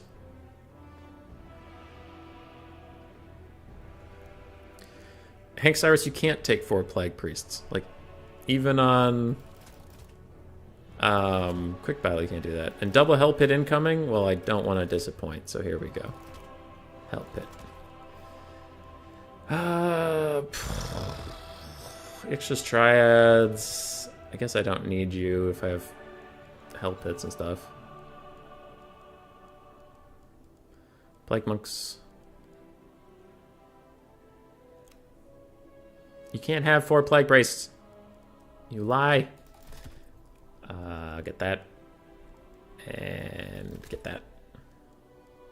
And 75 gold. What do we have? 5 of you guys and 25 gold left?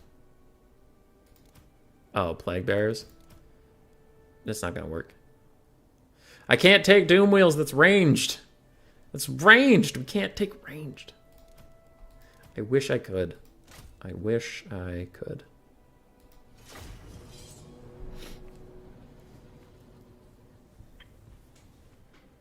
Solar Engines will make my Hell Pit sad. So will Chameleon Stalkers. So will Chameleon Skinks. So will Skink cohorts with Javelins. So will Pterodons. Pterodons, if he has Pterodons, his entire build's fucked. But that's not what we're here for. We are here for the bingo. And if Queek wins this, the stream's over. And if Queek doesn't win this, then I'll probably have to go take Karl Franz. Who's a good lady? There's a sleeping lady behind us. KV, I wish I could take Doom Wheels. I wish I could. Maybe next game I could take Doom Wheels. If I lose this one, I'll still do the Skaven build with no ranged. So that'll be a check mark, and then I can play Skaven again and take Queek again, but this time with Doom Wheels, and try to get one of them to pay for themselves. They'll regen through all of that. They'll try. They'll try. Or as Bowmore likes to point out, I bet all my Warpstone on Hell Pit Abominations, and I lose it.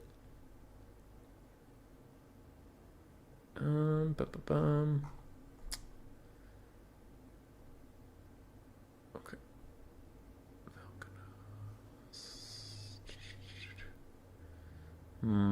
Okay. No. Doesn't look like I need to do anything in the Anticity moderation channel. So we're fine. Remember the words of the wise Grace here. Let the bells scream, scream. I mean, it means if you don't properly oil the hinges on your bells, they're gonna shriek. They're gonna be mad. So we'll put Assassin and Victor's Death Squad over there. I am losing frames. It is good. We love losing frames. Alright, Scavinos, Scavinos, Scavinos, Cabinos, Scavinos, Carinos, Champinos, Brandinos. All over, and then we have Plague Monks in the secondary to pick a fight when I actually want to take it.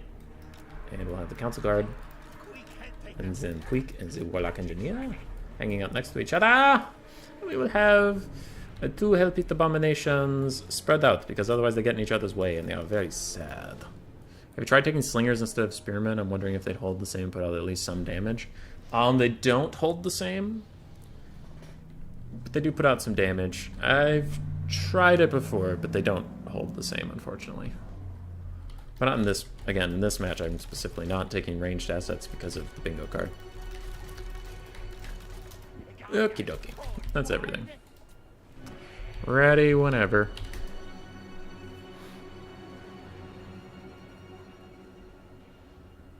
But it's the thought that counts. It is the thought that counts. Whoop! It's my assassin and little team over here. I do like the Victor's Death Squad paired with the assassin because you can rival high talisman some stuff. They have a good time. Okay. Both of you pop your concealment bombs. Avoid that Skink Chief. I don't know why our frame rate is such shit right now, but it is. Alright, he has double flying Skink Chief that could do literally whatever they want the entire game because I can't stop him. So that's going to be annoying. We have a Slann Mage Priest of Light with a net Gems Burning Gaze. Okay, just too many spells. Some Kroxigors, some Saurus, some Skinks. Okay, that's whatever. It's just what it is. Oh, Flying Skink Chiefs. Eat my ass. Ah. There's Chameleon Skinks. Slaves, just go distract them. Just go do that. Don't let them know that we don't care if any or all of you die. It's totally fine. You stay out of range of that. Let his javelins just use his ammo on Skaven slaves, because I'm betting he will. Okay. Skaven slaves are doing great. Chasing Chameleon Skinks, they love it. They love it. They're big fans. Alright, his Jav Skinks have done some of the things. Ah, our hidden units got revealed because our concealment bombs wore off. Well, whatever, move in. Okay, move up, move up, move up. Skaven slaves are getting murdered. You get in there, and how are we doing on Howling? Not Howling, Warp Lightning, sure. Okay, Assassin, go get in there and pop Rival High Talisman. You guys all move up. Hell Pit, kill that guy. You, I guess, run through there for a little bit, that's fine, but after a bit I'm going to want you to come with me.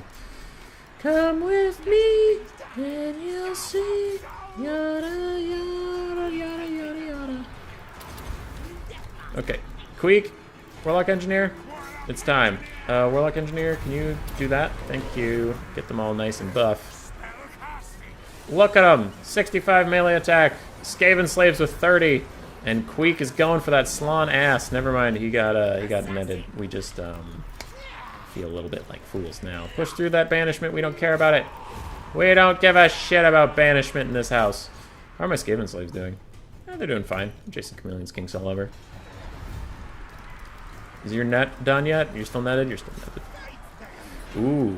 Storm Vermin with Halberds versus Kroxigors. Okay, we'll give us some leadership there and then keep running. Warp Lightning somewhere? Right there. This Hell Pit does not want to be fighting Chaff. Unfortunately, he got a little caught out. Alright, Queek's in it. Go, Queek, go. Go, Queek, go. Kick his ass. Assassin, just help me out. I know he's already at like 0-0, but I want him at double 0-0. Infinite 0-0. Hey, and Queek's doing that stupid thing everybody does versus Slann, where they literally can't hit him because reasons. Oh, thank God he stopped moving. Yeah, I know, Hazel.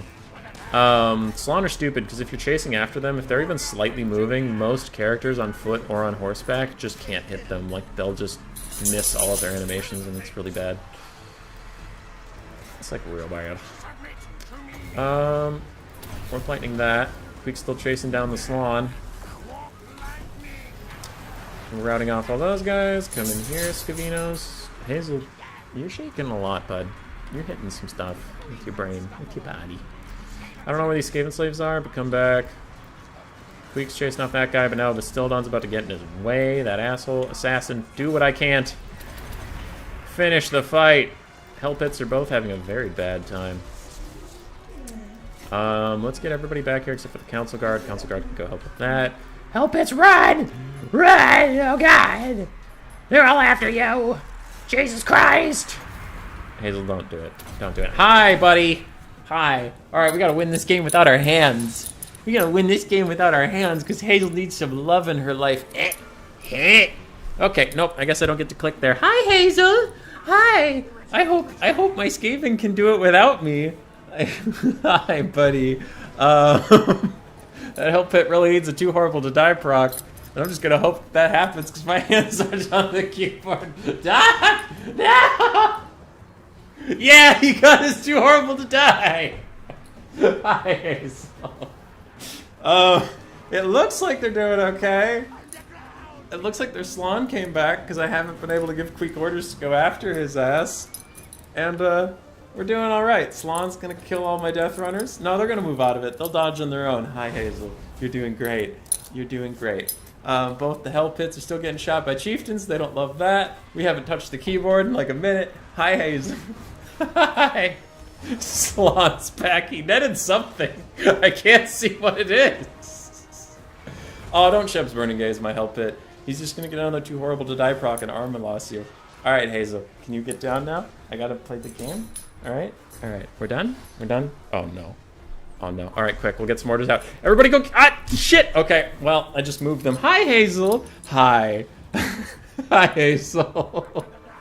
You're a good puppy. I really wish I could control my units right now.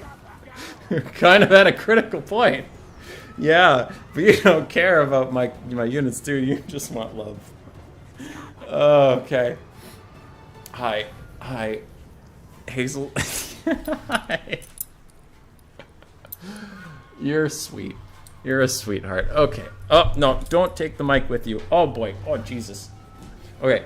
Quick. She's down. No. No, no, no, no, no, no, no. No, no, no. Where's the slime? Where's the slime? Go get her. Council guard, come back. Hazel, stay down. Stay down. Slaves, come back. Slaves, come back. Plague monks, fight those chameleon skinks. Oh, sweet. My death runners have been chasing Slan this whole time. Nice job, Slan. Nice job. Debuff him. Debuff him before the terror that is Hazel comes back. Okay, good. She's laying down. We're fine. We're chilling.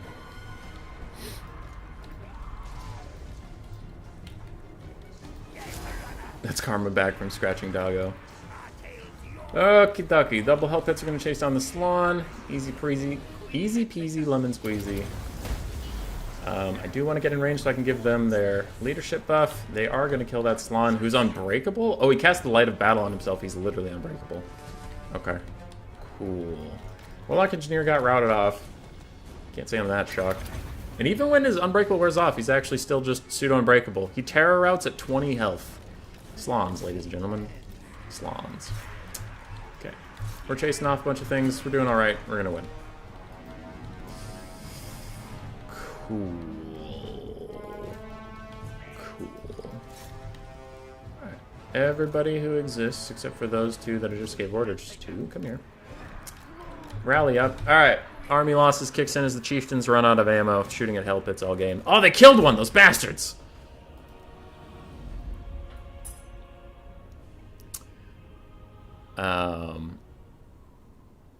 I feel like Skaven inside myself. Oh, there was a dumb post that I need to remove.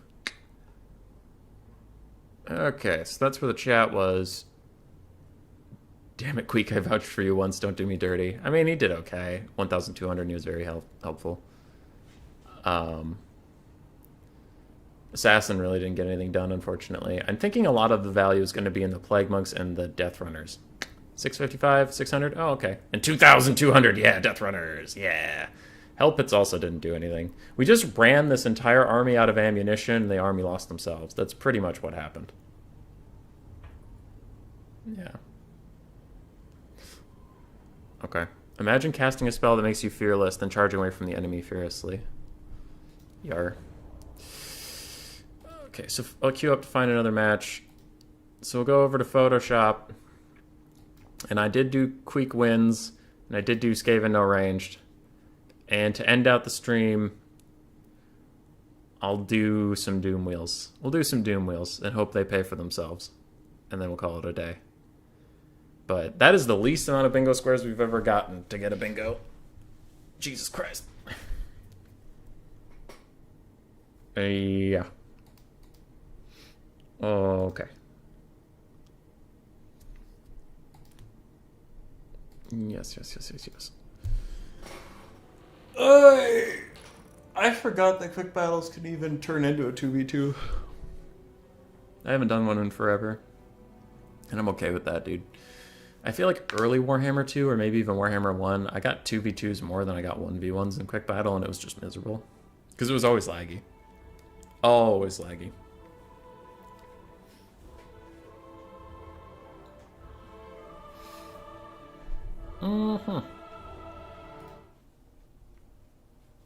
Swords of Chaos. Cyrus, I'm not taking Chaos. Chaos is dumb and stupid and poopy. Dumb and stupid and poopy.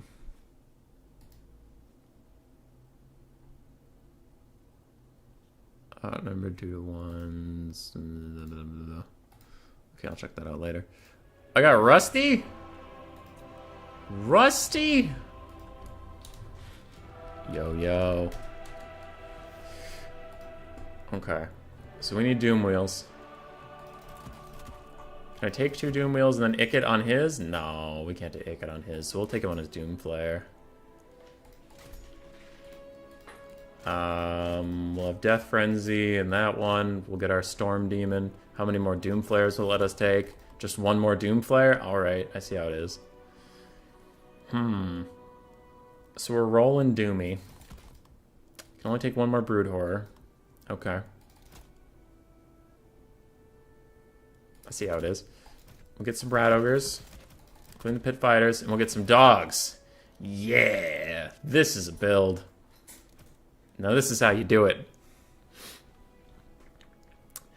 Cyrus, at least play a fun faction. You want me to play Chaos, and you're saying at least play a fun faction?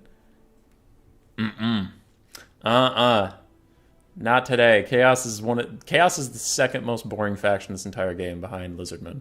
Not Lizardmen. What else? It's so boring to watch. Their 2 lords that they always take are the Unbreakable Bird that can't be caught and the Unbreakable Man that can't die. That's their lord choices. They almost always have 6 Skirmish Cav. They're boring. Boring as dirt. Fuck them. Oh, good lady. Good lady. Oh, she's getting her ears scratched. Oh, she loves it. Oh, she loves it. Those are probably microing as best they can. Your Skaven just ignored them and won. To be fair, I got myself in a position where I was about to win, and then Hazel distracted me, and they clawed their way back into the game decently well. So, whoops. Dwarves are the most boring. Wood Elf Rush is fun as fuck. Yeah, but nobody plays Wood Elf Rush. Ah, Rusty. You brought 300 units, but I brought 175. Fool! Dowie are objectively the most boring? Maybe. I hate Skirmish Cav way more than I hate artillery play. Okay, dokie. So we have some Rotogers. We have some Rotogers. We have some doggies. Some good little doggies. Yes. You group up, and then Rat Ogre Squad 1, Rat Ogre Squad 2, and the Wheelie Boys, and then Carl. Carl, get in the forest. We'll come back for you later, Carl. Alright, Rusty. You fool. Me no took nothing.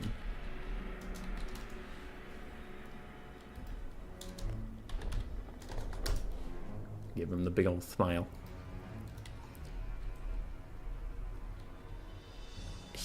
Archie is best boy. Rat objectively doesn't know what he's talking about.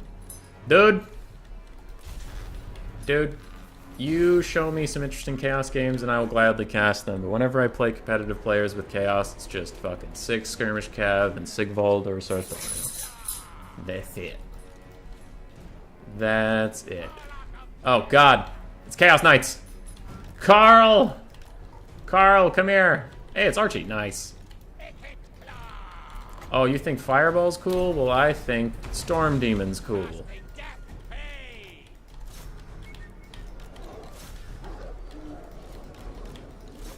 Carl's in there, dude. Carl's doing the damnedest. Hey, we got Swords of Chaos! Let's go!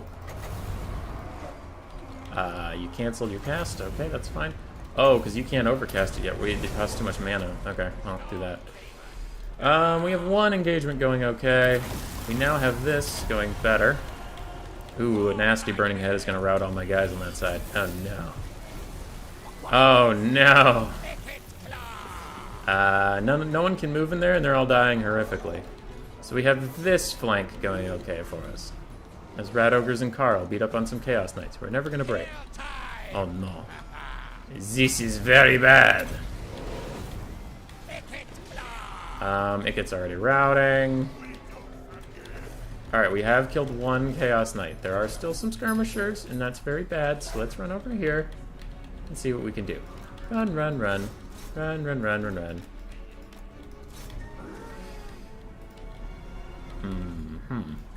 I'm hoping this rear charge with the terror-causing unit causes some terror, and we can terror cause some terror, because otherwise we're all gonna die. Wee. Are you guys ITP? No, you're not ITP. Then I don't know why you're still here. Fuck off. Terror out. Get out of here. Oh no. Oh no. It gets out. Alright, it gets out. He might come back. I mean, he won't, but he might. He could, but he won't. Okay, Swords of Chaos are here. Fucking Wheels of Doom are chilling, vibing. Can't get this other Doom Wheeler back. No! No, no, no, no, no, no, no, no, no, no. Brood Horror, get him! No, no, no, no, no, no, no, no, no, no, no, no, no, no, no, no, no. No, no, no, no, no. Don't route Ikit, you piece of shit. Don't you do it. Don't you fucking route, bro. Aha! Oh, that's gonna miss horribly.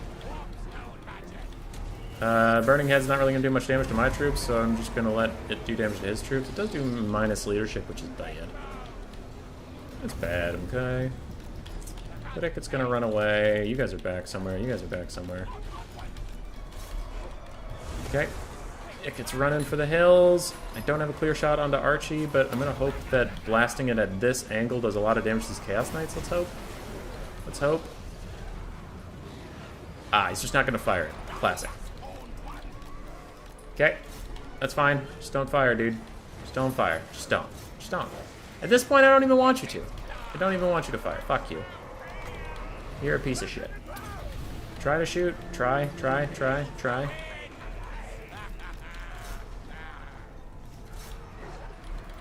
Ah, yes, you're not going to shoot again, because Ikit's a very good character. Nice. Nice. Alright. GG. Hi. Hi. Ikit's first cast of his Flensing Ruin did okay.